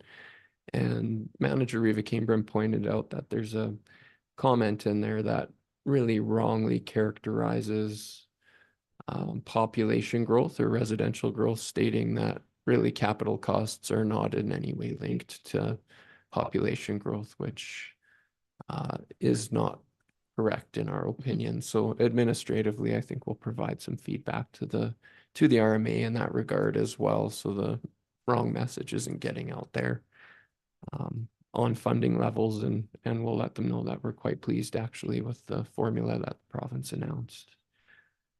I also sent this morning a notice from Minister McIver to council on a successful grant application for the feasibility of working with High River on a regional wastewater treatment system. So that project has been funded. $200,000 was approved through the Alberta Community Partnerships Program, and that will allow that project and that study to get underway and move forward. And I'm sure Manager Reva Cambrin will have additional information to bring forward to council once the engineers get cracking on that project. And a final update for council. Last week I had mentioned an update that was going to go into our phone directory so that people are able to connect with staff who are here on longer days. That system is now up and running, and I called after hours yesterday just to give it a try, and it's actually quite intuitive. It asks you for the first and last name of an individual, but you can actually just put in the first couple of characters of a first name or a last name, and then it'll gradually guide you to the full name of the person you're looking for. So just wanted council and the public to be aware that that is also up and running now. And I'll leave it at that, Madam Reeve. Thank you. Manager Barrett, did you have anything for council? All right. We do have a few closed session items, so but we do want to have our lunch starting at 11:30, just to give us a little extra time to have our Christmas celebration. So with that, I'll take a motion to go into close, and we'll try to deal with some of those items. Councillor Roll, all in favor? Thank you. That motion carries.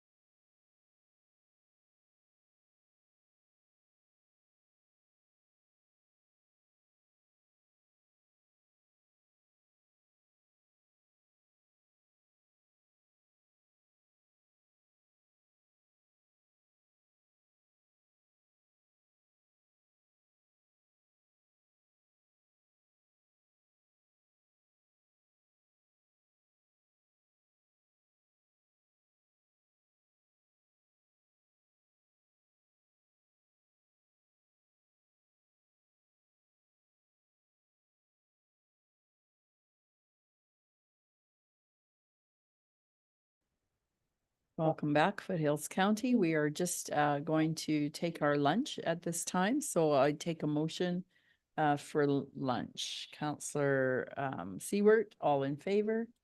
Thank you. Motion carries. We'll see you back here shortly after 1 o'clock. Thank you, everyone.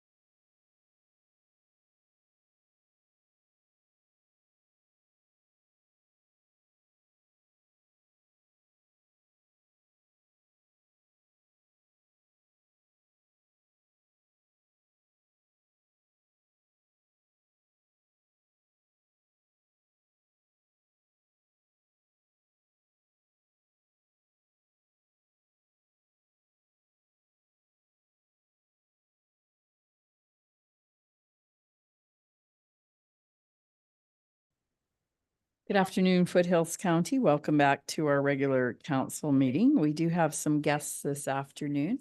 So before we begin with our presentation from, is it Infinite? Infinite, thank you. We will have our manager Barrett, please introduce council and administration. Thank you. Good afternoon. In council today, you have Councillor Suzanne O, Councillor Rob Seward, our CAO Ryan Payne, Reeve Delilah Miller, Deputy Reeve Don Waldorf, Director of Planning Heather Hemingway, Councillor Alan Alger, Councillor R.D. McHugh, Councillor Barb Castell, and Municipal Manager Harry Reva Cameron. Thank you. Thank you, and just welcome to everyone, and we'll turn the mic over to you and look for your introductions as well. Thank you. Perfect. Well, first off, I want to say thank you for the opportunity and your time as well today to tell us a bit about Infinite and the project, excuse me, that is being proposed within your county. My name is Taylor Smith. I'm the VP Corporate Strategy with Infinite. To my right is Mike Schonenberger, the VP of Engineering, Operations, and Development. To his right is Danielle Carr, our project manager. And joining us as well is Greg Jones. He is with Mascua Environmental, and he is the Director of Project Development.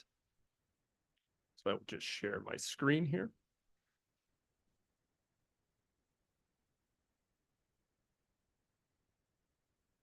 Okay, so being cognizant of time, we'll move through some of these slides pretty quickly and save some time for Q&A afterwards. High-level agenda, we've allocated about 30 minutes. Some may be shorter than others, just so we hit on the key points and leave time for Q&A, as I mentioned. So an overview of Infinite, we are a Calgary-based company. Our head office is in Calgary, and that is our only office. We're about 25 employees, 16 being in the head office, the rest being field staff at our current operating facilities. We do have currently 6 operating energy storage facilities, not too dissimilar from the one being proposed in your county, as well as generation assets of about 70 megawatts, which utilizes waste heat as well as gas. We do have another 3 of these energy storage projects coming online towards the end of the year. I believe actually this week they've reached commissioning, so that will bring the total up to 9. So that's 180 megawatts of energy storage within the province. As noted, we are a Calgary-based company, and we take pride in the fact that we're located within Alberta, and we strive to source locally as well when doing our development. With regards to the company, we are wholly owned by TD Asset Management. So they are manager of pension fund money within Canada. So the money that's coming into any of our projects is Canadian based and is not coming from outside jurisdictions. When completing projects, we look to be a good corporate citizen and partner. So we're not a developer that's looking to complete a project and to sell it within a year or 2 after operation. We see these through from idea conception all the way through to the retirement and remediation of the project. So who you're seeing here is who you would be dealing with if the project is to go forward. Infinite would be the main party that would remain with the project through the life cycle.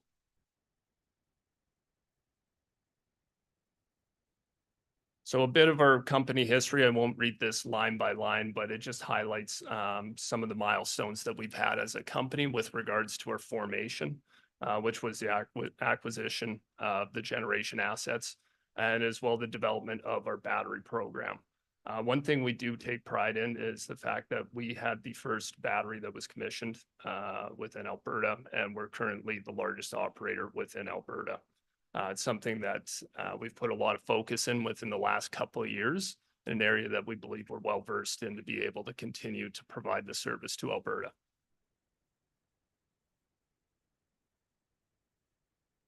So within the map here, it outlines where our assets are located. We do have one waste heat facility within the Crow's Nest area, just within BC, but the remainder of our assets are within central and northern Alberta.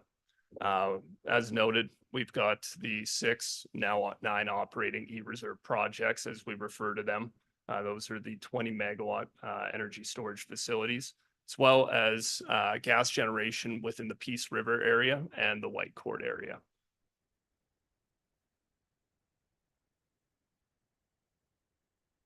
And so one thing I'll highlight with this slide is this is a 20 megawatt, 35 megawatt hour facility. What's being proposed within Foothills is 100 megawatts, 400 megawatt hours. And on scale for these facilities, the area that you see is about 0.6 to 0.8 acres. And so one of the questions that may have come up when reviewing this is what is the actual footprint that we're looking at? Right now, we're still doing a bit on the planning side of it, but the estimation would be about 10 acres for the facility size at 100 megawatts, 400 megawatt hours, give or take, pending finalization. And as noted by myself previously, we take pride in the fact that we are Canadian owned, operated, and we look to source locally where we can. Within the communities that we work in with Alberta, there's approximately $1.5 million in local investment through sourcing and other programs. As well, the service that we're providing, we do have the highest dispatch percentage for reliability services, which is also the proposed project's intended usage.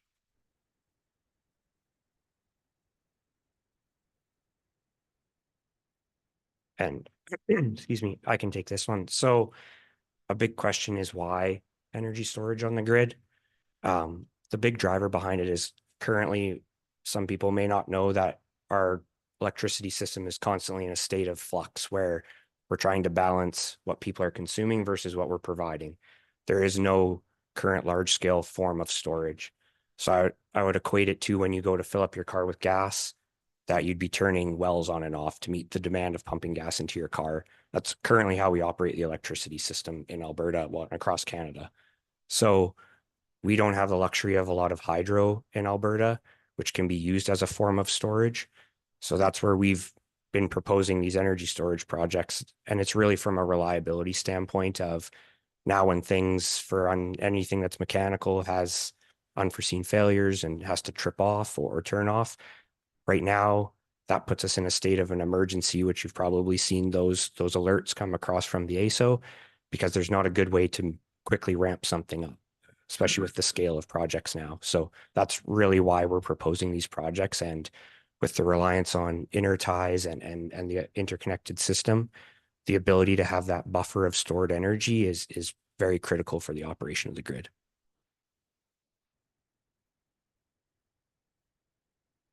So we wanted to give a bit more info because there's a lot of assumptions around a battery and there's a lot to it. So the projects we currently operate and the one we will be proposing here are all using lithium ion. Very similar to what's in your phone, but there is very different chemistries for lithium ion batteries. I've listed the three main ones there, which is NMC, NCA, which is not very commonly used, and then LFP. So NMC is what people will be most familiar with. That's what's used in electric cars and a lot of our phones and things like that, because it is the most energy dense. It's also the most volatile. So we don't use that. We use the last one, which is LFP. It has the greatest resiliency to thermal fluctuations where it's not going to run away. So that's why we pick that one. The trade-off is it's not as energy dense as you could get away with going NMC. You'd need smaller packs. For us, it's not worth the potential risk. So this kind of ties into what I talked about before of like why to use energy storage, but it's not just having that buffer of electricity that you can pull from as you need. It's also for a reliability standpoint of there's a lot of extra features it has as far as frequency adjustment. It can respond so quickly because of the technology that to little fluctuations, it can add or pull in energy to make sure you stay. It's very critical. The grid wants to operate at 60 hertz. It's might be hard to believe, but dropping to 59.5 hertz is when the grid goes into an emergency. So we're talking about very, very small fluctuations, and you need stuff that can react very, very quickly. That's one of the key features it's being used for. Other things is to offset congestion, as we know, there's a lot of new projects coming online, which is triggering build out of transmission, which gets all put into the rate base, and everyone who lives in Alberta ends up paying for it on our power bills. We're building a lot of that transmission for a worst case scenario, especially when we talk about a lot of this intermittent technology. And that's where a battery can offset that, or storage can offset that, where you, when there's too much of it, you consume it and you can dispatch it later when there is a need for it. So there's a lot of things that a battery or storage in general can do. For us, we have gone through a lot of due diligence of what's the right technology to use. We've standardized all of our current operating projects on the Tesla product. The reason being they are leading the industry in safety and the operability of them, in that they're one of the few companies that deliver the whole system. Most of the other companies, you get cells from here, you get the control from somewhere else and the power conversion from someone else, which is now you get into the finger pointing game if something doesn't work. The other key part of this is their cooling system. They use liquid cooling. So if you think about these are basically packs of lots of little cells. If you're trying to cool that with air, you somehow have to blow air across a whole bunch of densely packed cells. If you run liquid cooling like they do through it, you can actually access the insides and the hard to reach areas and cool them properly. Go to the next one. So this is just a quick cutaway of one for reference. The two middle cells are where you do all of your connection and where the cooling and thermal management is. And to the left and right of that are all the actual modules.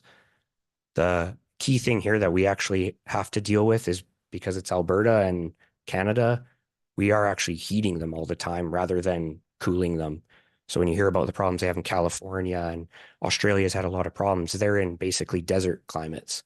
For us, we constantly have to heat them because it's like your phone. If you've ever been skiing or anything like that and it gets cold, the battery drains really quickly. We're actually constantly heating these to keep them at a minimum like 25 degrees Celsius.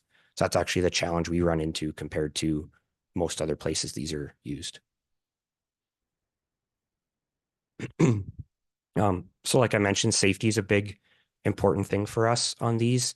We've done a lot of work in the communities we already operate of running through tabletop exercises with the local first responders, because there is special knowledge to know how to fight in the worst case scenario there ever was a fire. They're all designed where if there was a fire in a pack, it can't transmit to another one. These are dedicated enclosures. They're not what lots of people think when they see them, where it's like a sea can. These are dedicated enclosures that are sealed. They have an IP66 rating. Dust can't get in, nothing can get into them. That's another reason why we go with the Tesla design, is it's a very specific built enclosure. And then the monitoring. So we have 24/7 monitoring, as well as the OEM has 24/7 monitoring desks. So we have redundancy that these are always being watched and monitored, and every cell is being checked with temperature and reported live. That's really the key there. Additionally, there is a lot of certifications out now specific to energy storage. The big one I want to flag is the last one, that UL 9540, which is specifically for large scale fire testing. Most companies don't get it done at all the various levels. So there's most people, like, it will pass at a cell level and a module level, but you have to test the whole actual unit itself once it's all assembled and running. And everything we buy, we make sure we have all three of those certifications right through to the full complete unit you actually install. Because if you just have a cell, that's not what we're getting. We're getting a full unit. So that's the key thing on our units. Okay. So this is we're calling it the Laramide project that we're proposing for your area.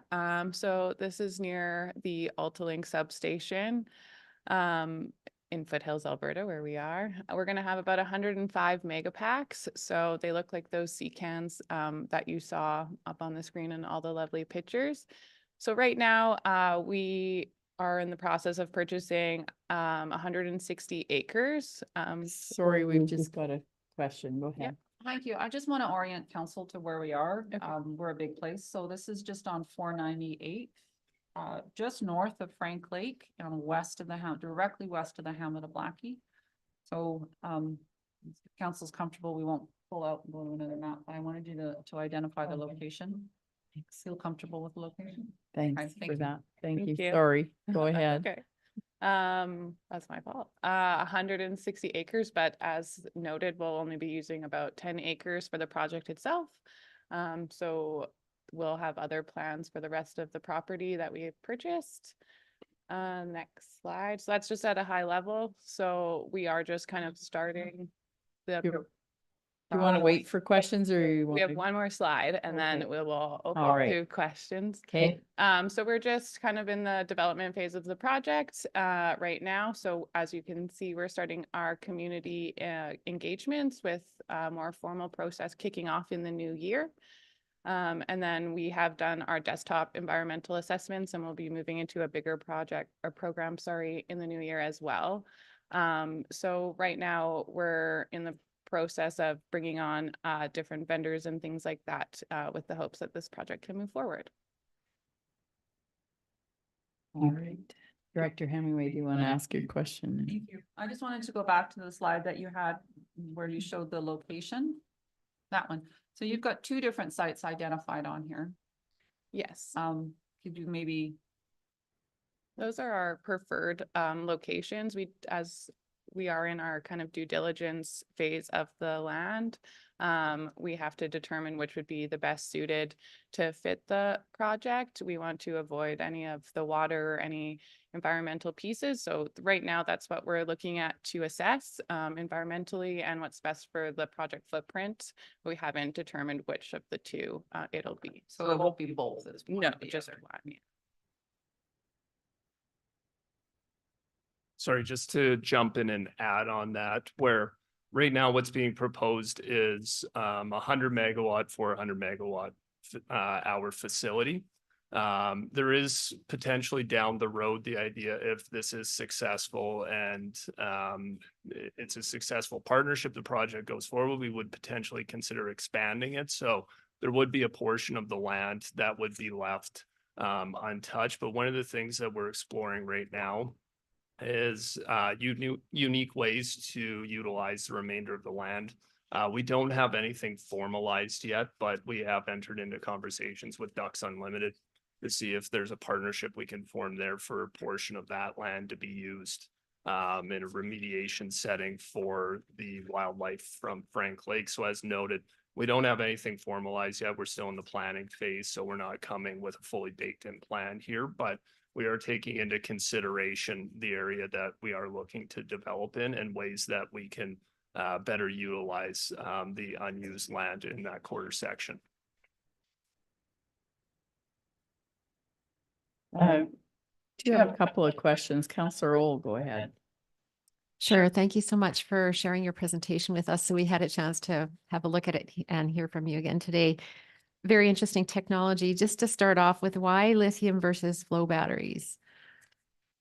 You talked about manufacturing assurance throughout, but we have another project very close to home here, which it's the Lockheed Martin flow batteries, 6.5 megawatts. And I saw on the current supply demand report that most of your facilities are 20, and you showed that in your presentation to us as well. But I was just curious as to why you chose this technology. So I can take that one. It's right now, the service we are offering to support the reliability side is about speed. The flow batteries have to physically pump liquids through and across like a membrane, so they can't respond in milliseconds that we need. So that's part of the reason. The other thing is actually efficiency right now. Those technologies are still quite early, and like the Lockheed battery is a pilot of that new technology. And it's going to be a future, I think, at a point and play a role. But really the downside to it is the loss of round trip efficiency. So what it consumes to charge versus what it puts back out. Lithium is like 95% efficient. A lot of the flow batteries are 70 to 80%. So there's a 20 to 30% loss of energy when they consume versus what they put back out. So it's being trialed a lot of places as pilots, but right now it can't meet the requirements we need on the reliability front. It's really being used to like top up wind and solar projects to make sure they can supply all the time. Thank you. And it has its own category. All of your endeavors has their own category on that chart. So perhaps I'll show that to council later. You could have a look at that. But so that just segues into my question on the location, and you're close to what would be the transmission substation. Is that how you choose your locations and where you seek to put your installations in all the locations that you, it looks like you're connecting directly to the transmission line, but do you like to be close to a substation is that where your preferred locations are? Ideally, you want to be as close as you can to minimize the losses through a transmission line to connect in. Additionally, this one was strategically picked of where it's located, and the main lines that run through it are critical arteries, as well as the 500 kV line runs north-south beside it. That's what interties us to BC.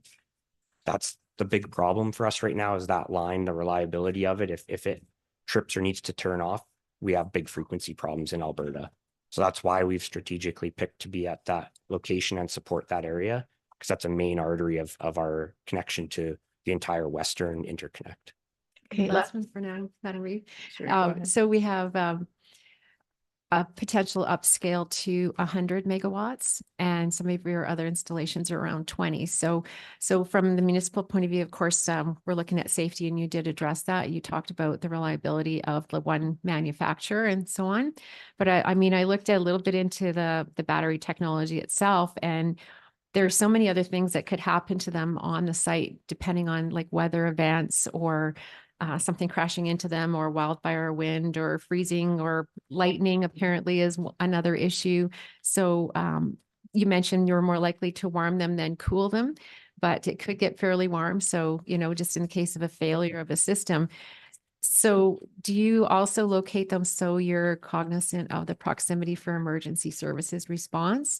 And also, obviously, you mentioned here you're going to have, maybe you can speak to that training aspect or that integration with emergency services. But what would you do in the case of, because there's not a long history to these installations, what would you do in the case of some of these more extreme situations that you might find yourself in a failure, or would it always lead to a fire or an explosion? Maybe you can speak to maybe some of the information you guys have as a background of understanding the technology to maybe explain a little bit to us on that.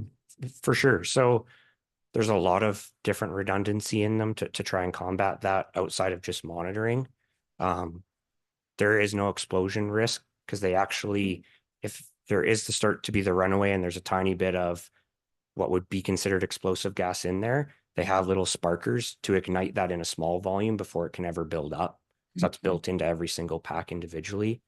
And then there's also passive systems that open up and vent everything out in the event of a power loss. They revert to opening everything up and venting them, so that we can't rely on, there has to be a monitoring system. They have fail-safe redundancy in a passive way to open up. It's part of that UL 9540 certification. You have to prove that even in the event of a loss of power, it won't build up any gas and risk of an explosion.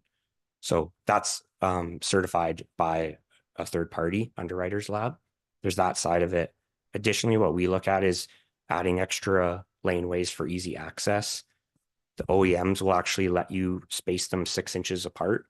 We put 1 meter between every single one for additional access, as well as just, it helps mitigate risk even more. That's a bigger gap anything would have to jump in the worst case scenario. So that's how we look at it. It takes up a bit more land, but for safety, it's more important. Then for how we've been handling it with the first responders is doing tabletop exercises where we run through, we have our head office involved, like our CEO gets a call to be notified, and we run through a sample scenario at the facilities, and we have people there and in head office running through a mock if there was a fire. Additionally, as part of our AUC permit, in order to get that, what we have to do is we have to hire a third party to do a fugitive emission study in the event that there was a fire, and any of the chemicals and the cloud that could come out of it, we have to model that and prove to the AUC that it's not going to extend outside of our fence line with the wind in the area, that's not going to affect any nearby residents. So it's part of what we have to do to get a permit from the AUC as well. Thank you. Counselor Seward, go ahead. Thanks. Couple of questions and you just addressed some. So safeguards in terms of gases and such, but what about leakage of stuff down into the soils? What are the safeguards in that regard? Yeah, so the way these enclosures are built, they have a 1.5 times containment built into the bottom of them that we can then pump out because there is coolant and refrigerant being circulated through. So that's built into the bottom of each one of those modules the containers you see on the screen. Okay, thanks. In terms of process, so your permit for something like this would be with the AUC, correct?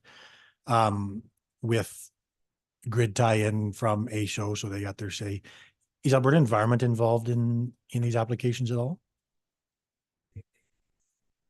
Consultant, okay. Okay, and you guys you're pretty early in the process, like there's no application yet, it's very early, okay. Okay. Are you putting solar panels on top of these things? No.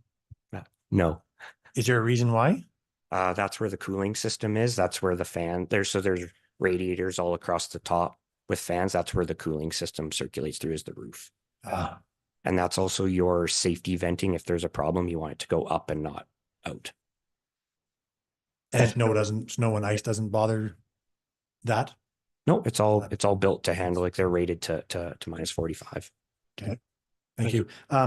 Just the other thing in terms of, you mentioned about alternative uses on the lands that are not of here. Agriculture is a great use of that land. I don't think you need to go looking too hard.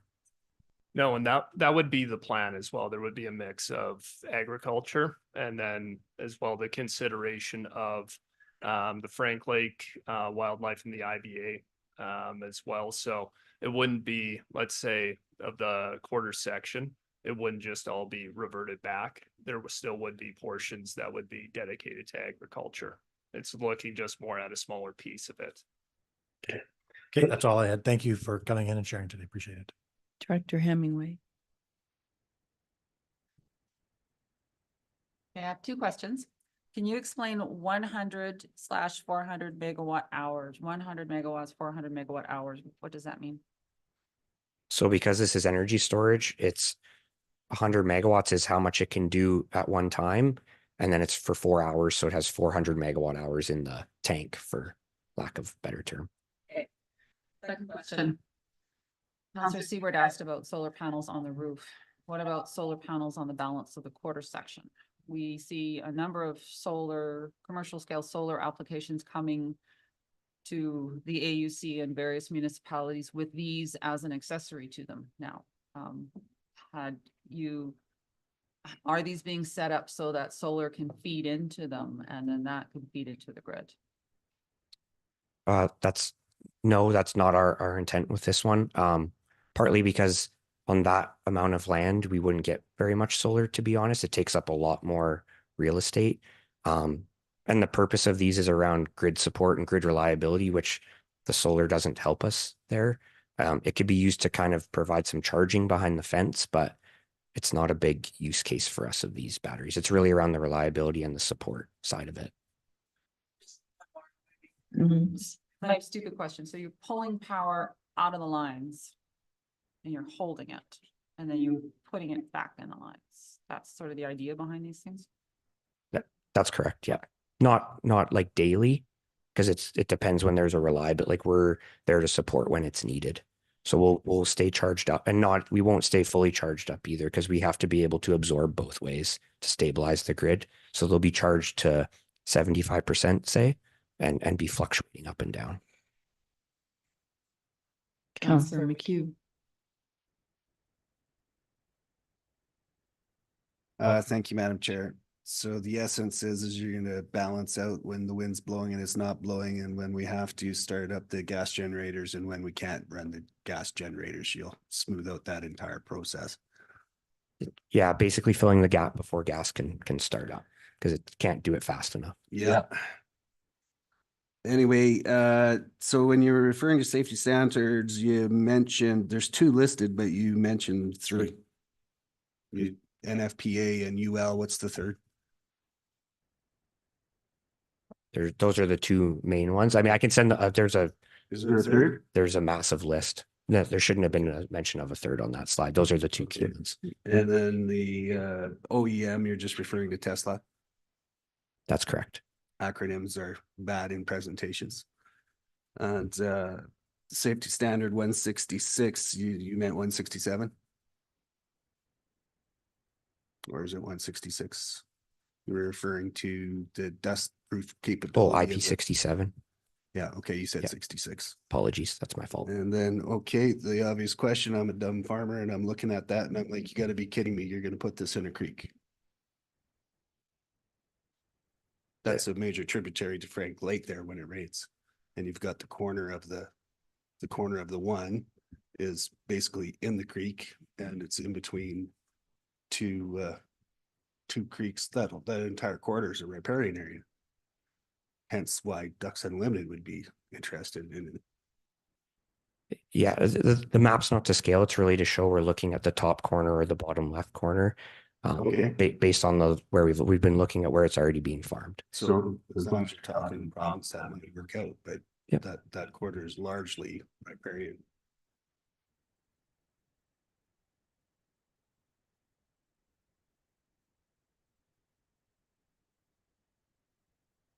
Okay, Counselor Waldorf. Thank you very much, Madam Chair, and through the chair to Mike, and I'm sorry, I was jotting down names and I didn't catch your surname. I know it ends in Bauer, but interesting on the Tesla Megapacks and talked about cooling of the LFP modules. But then there's also the requirement to heat them, obviously because of the weather. So my question zeroes in on powering the heating elements, or probably the wrong term. Does that come from the storage that you have, or is that power coming in off the grid? It's coming in off the grid. Same as like we have to have a control building that'll have a small HVAC unit in it, lights, like we have cameras monitoring everything. That's powered from the grid. Just like we have a small utility transformer, just like what you would go to your house for powering that stuff. Thank you. Counselor Roll. Thank you kindly. Just as you've been speaking, a couple more points. Obviously, the price differential is why you're doing this in the first place, to be able to supply in the dark and the cold. And that transition between energy sources. So that's definitely, so the question would be, certainly that's the business case behind it, but you could explain that. And also the strategic location. It looks like you're looking for places throughout Alberta. Based on what you're saying as a future grid, is that what you're kind of aiming for, kind of being in advance of it, working currently, but also thinking about in advance to have locations throughout Alberta to be a source? Yeah, so for the first question, we're not looking for a differential in price, to be honest. We would try and charge when it's low, but as a reliability service, you're paid to be there on standby. Oh, okay. So we're paid to be there, just like gas is, everybody is. For the reliability services, that's a standby product. So we're not chasing that differential in price. We're really there as a standby service. It's what some of the hydro in Alberta does, and some of the gas they'll throttle back to do it. They just can't unfortunately meet some of the speed requirements for the new requirements. And then yes, we're trying to position ourselves around the province to where there's the major interconnections. Those are key areas to support with the technology. Thank you. And two more quick ones, setbacks and end of life. So setbacks is just, you mentioned that one of the requirements that you have is to do some modeling to show if there was some sort of emission, where it would go and in different conditions. So would that also be part of a decision as to what a setback might be to a location such as a person's home? Yeah, we have to take that into consideration. There's noise assessments as well, because there's the fans on the roof for when it does need to cool or heat. So we have to do all that. That's all part of our AUC application, and we have to show all of that, our setbacks, how we comply with everything, consultation with any other interested groups. So that's part of that side of it. And then lastly, obviously this form of the lithium battery does not have nickel or cobalt, but what is the plan for end of life for the recycling or the site itself for a full, as you know, you're stated to us that you would come in and be the entire life administrator of this facility, and hopefully you stay in business, and we all hope for that. But what would you have as a plan for the site and for any of your sites that you would be handling on the end of life part of this? So obviously there's not a lot of battery recycling in Calgary or the Alberta area. We have it signed in our contracts with Tesla that they take them back at the end of life. We just have to ship them to them so that we don't have to worry about finding somewhere in Alberta to recycle the lithium ion. So that's our plan for that. The rest of it is stuff we would handle locally. There's some cable that has to get pulled out in copper, and there's a lot of recycling for copper. And then there's some steel skids. The rest of it is, the main thing is the batteries, and we have that contracted to take care of it from the beginning. Which is about 30 years life or so, or is there anybody with enough experience to know what the life of it yet? But everything's modeled and we're signed on for 20 as a minimum. Thank you so much. Thank you. I don't see any further questions, so please continue. Did you have anything? That's all. Yeah, That's it. Thank don't you. need to take more time than we need. All right, I'll go back to council administration for any more questions. Councillor Elder, go ahead. Thanks, Madam Chair, and thank you all for your presentation. Is there an option to, because of the small footprint of your operation, is there an option of dealing directly with AltaLink on their quarter as opposed to going into a brand new quarter and putting in another piece of industrial? We've been trying to do that. That was our initial intent. We haven't been able to get that done. They like to keep their optionality of what they can do with that section to expand in the future. We've been trying to. Additionally, that puts us into the IBA on their quarter section. Okay, thank you. Councillor McHugh. IPA. IBA. Okay, what's IBA? Okay. Yeah, now we know. Thanks.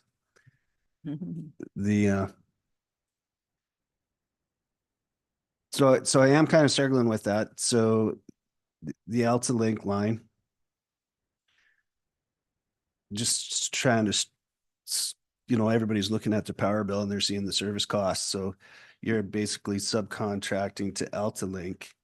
I guess where my concern comes in is with your business model. I'm just thinking as I pay my power bill, eventually I'm having a little trouble understanding what you do with the rest of the quarter section. That's a different business model, or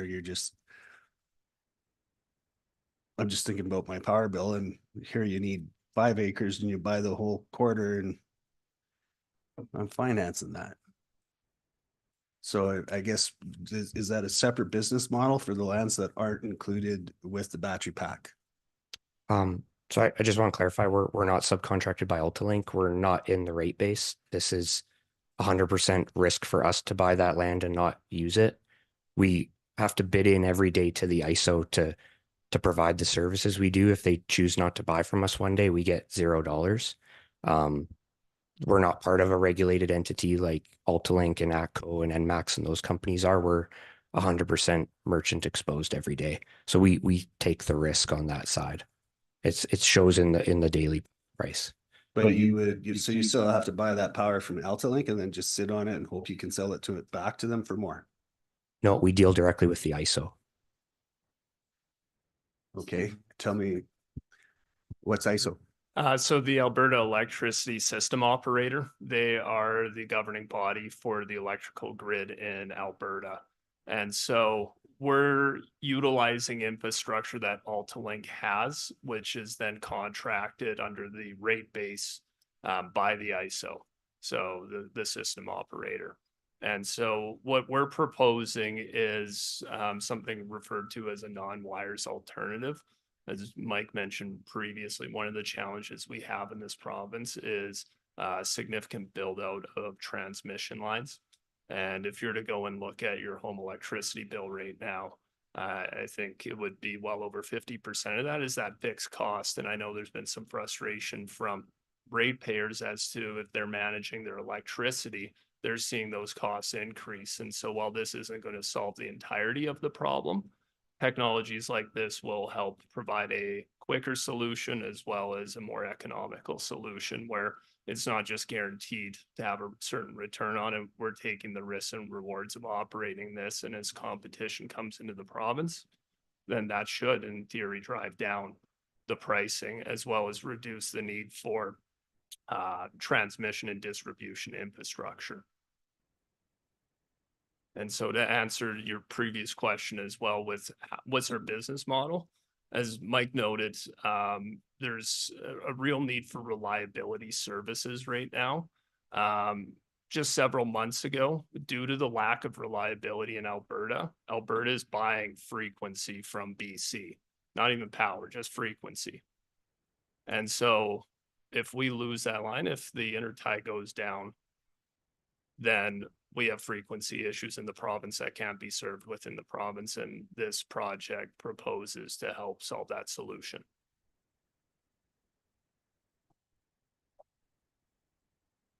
Go ahead.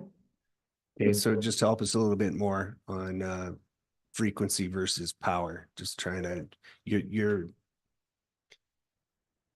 so I can understand having to buy power. I don't, you're referring to, you're actually selling frequency. That's megahertz of, up. Yeah. Okay. So I'll maybe pass it over to Mike after this, but I'm not an engineer by background, but how I understand it is that frequency is important because it's essentially the quality of the power and the consistency of it. If we exceed certain frequency levels, we'll see major critical infrastructure failures, such as substations starting on fire or exploding or in an extreme scenario. So there's an extreme example with that, but if that isn't managed, we're also, as a province, non-compliant with the Western Electricity Council. So with our grid being interconnected to Saskatchewan down into the Western US, if we don't maintain reliability, specifically through frequency, there is the risk that Alberta gets kicked out of that. And that's more of a macro issue, but that's what's driving the consideration for this. And really to be self-sufficient as a province, because right now we're relying on outside sources for a lot of this. Yeah, and for the frequency thing, it's really we're paying for standby access to energy out of BC. So to solve a frequency problem, you have to inject or pull real time, but you need access to it. So we're paying BC right now every hour of every day for something we may never use. It's just sitting there. We're sending it all out of the province. Thank you. I'll go to the our fire department. Did you have any questions you wanted to ask? Please come up to the mic.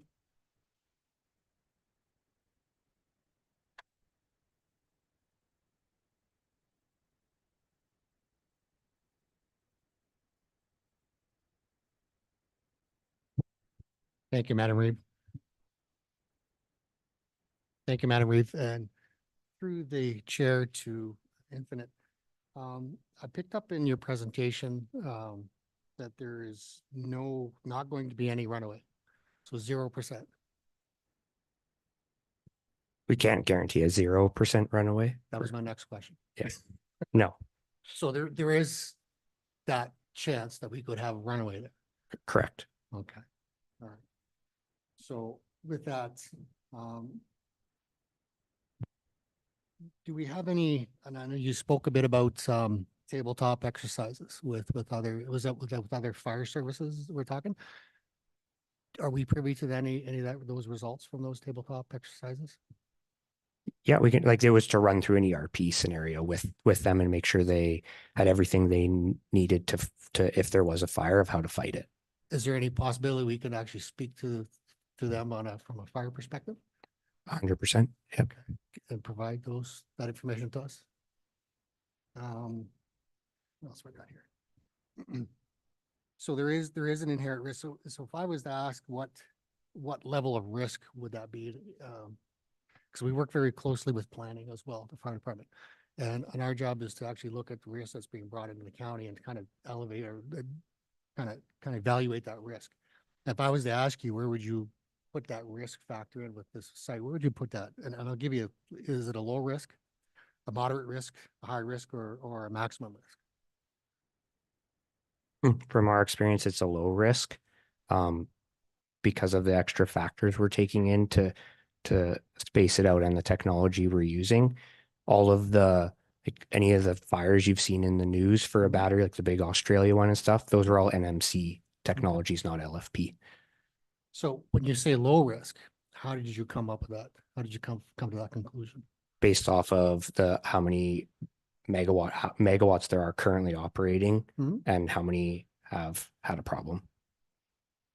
And is there any studies done on that so we can look at some of the Yeah, I can pull the numbers. and stuff like that as well? Yep, for sure. And again, I'm just writing this stuff down as it was going here.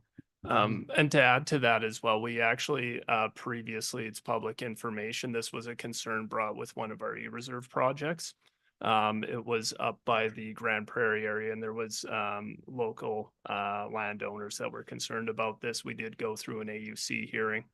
Lasted, I believe, over a year and, there public documents posted around the fire mitigation strategies. As well as Tesla came to speak to it as well. So they had a representative and it's on public record. We're happy to provide a link to that as well, if that would be useful for yourself. So that was my next question, the fire mitigation strategy. If you had one of those in an emergency response plan as well, all that. Yeah. And to add to the risk part that Mike was bringing up where probability is low, but this is something that we do take seriously if we do deem it to be a high risk event, but given the mitigating factors that we have in play, we believe it's low probability, but that's something we take very seriously. That's something that is a core principle of who we are as a company. So would you be surprised if I thought that this might be in the high risk category? You wouldn't be surprised at all if I thought. No, this was high risk. I would say that's your job to assess Yeah. and make sure that there's things that you're fulfilling your mandate. Yeah. So I see it as low probability because the safeguards in place, but the consequences are high if something does happen. I completely agree with you on that. So we're talking likelihood versus impact, where this is a very potential high impact, and which is why we take it seriously. Okay. Yeah, and I'd like to see some of those studies and you know, stuff that's gone through there. I think the question that, because I had written down here maintenance and upkeep, so this is going to be in service for quite a few years, and how does that maintenance and upkeep look over the years as well? We sign a contract with Tesla to maintain it every year, and all throughout the life of the project, that's contracted in our purchase of them. So they leverage all the same technicians that service all their like EV chargers and things like that. It's the same technicians, and there's 2 local to Calgary. And is there inspections? Is there annual inspections or quarterly inspections on the facility? There's an annual. An annual? Yeah. Okay. And through that annual inspections, there's a fire aspect that they go through as well when they do inspections? Correct. Yeah. And every 5 years, the thermal management system gets all drained and a bunch of the parts replaced just to be safe, whether there's a problem with them or not. They'll redo it all and put new coolant in it. Okay. That's all I had. I believe that's all the questions I have. Thank you.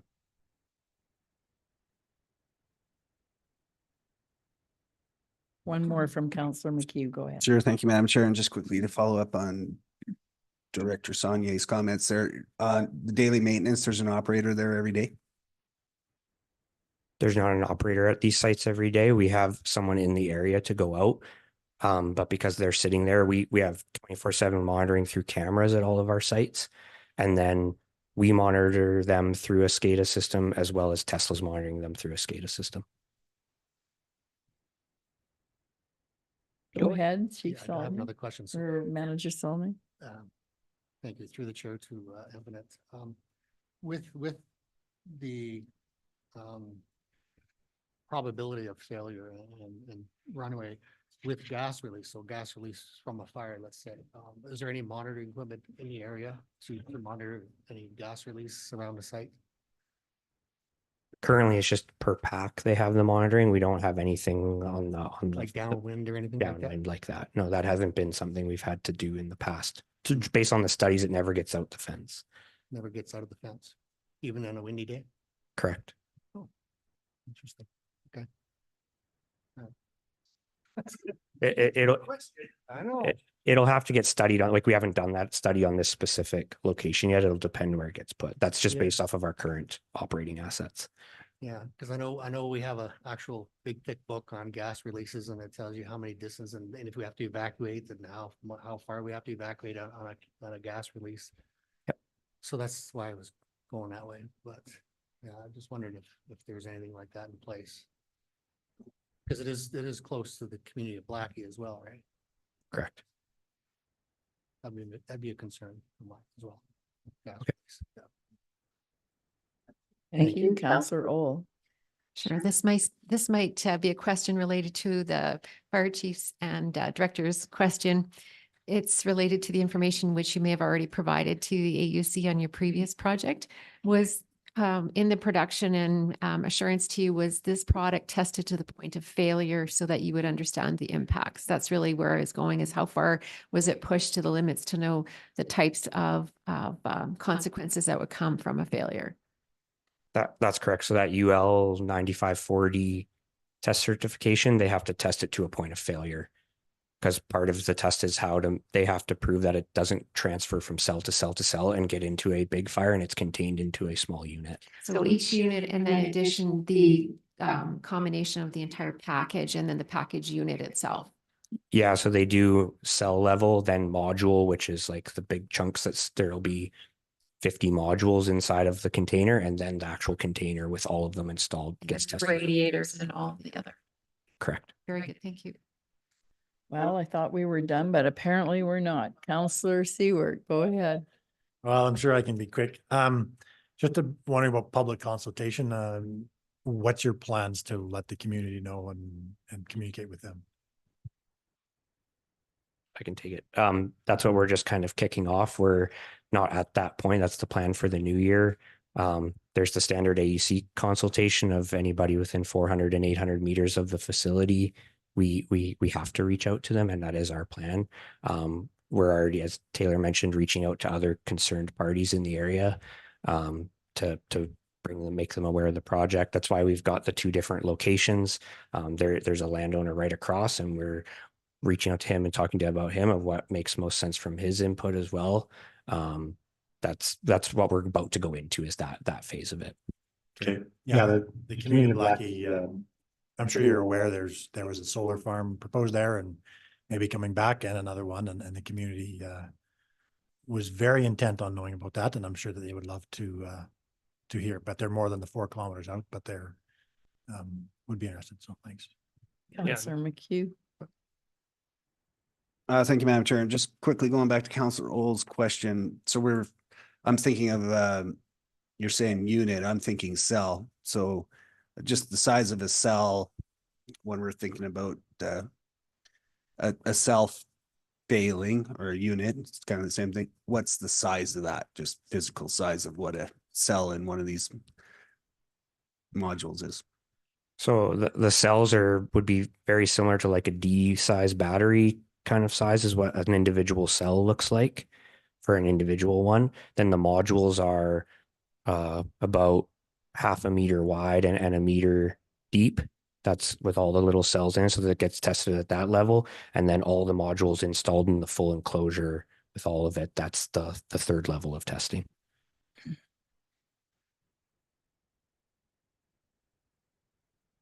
So cells so I'm just thinking batteries, 6 volts, 12 volts. So how many D batteries in a module?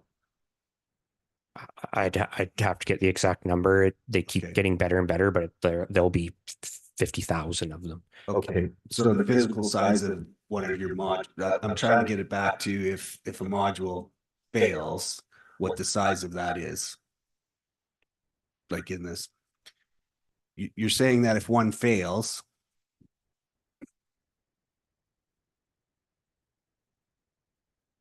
Oh, lost it. Doesn't matter.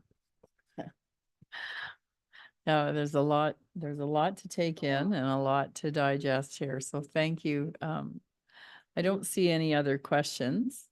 So thank you again for coming in and taking the time to tell us all about your project.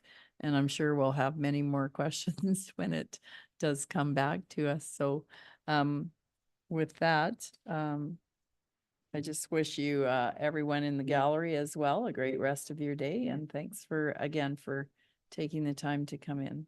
Thank you. Council, we can take 5 minutes before our next meeting hearing.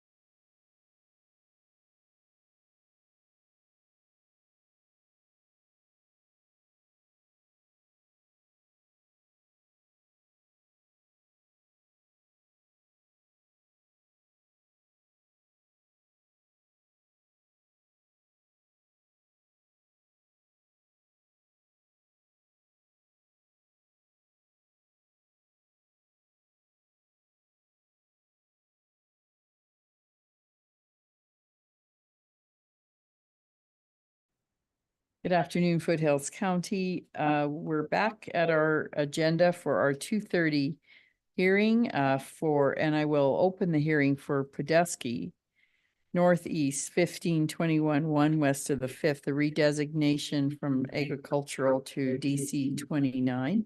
I'll go to our Director of Planning, Heather Hemingway, for your comments, please.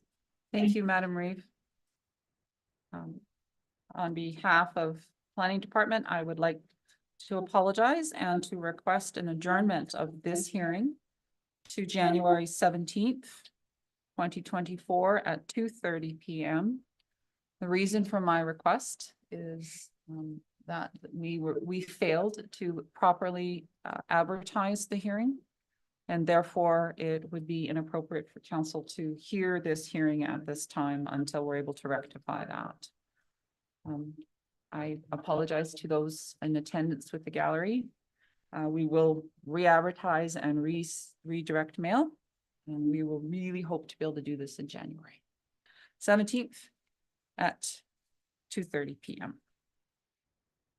All right, and it is imperative that we do proper circulation on these, or people can object to it. So we have to make sure that it's done correctly.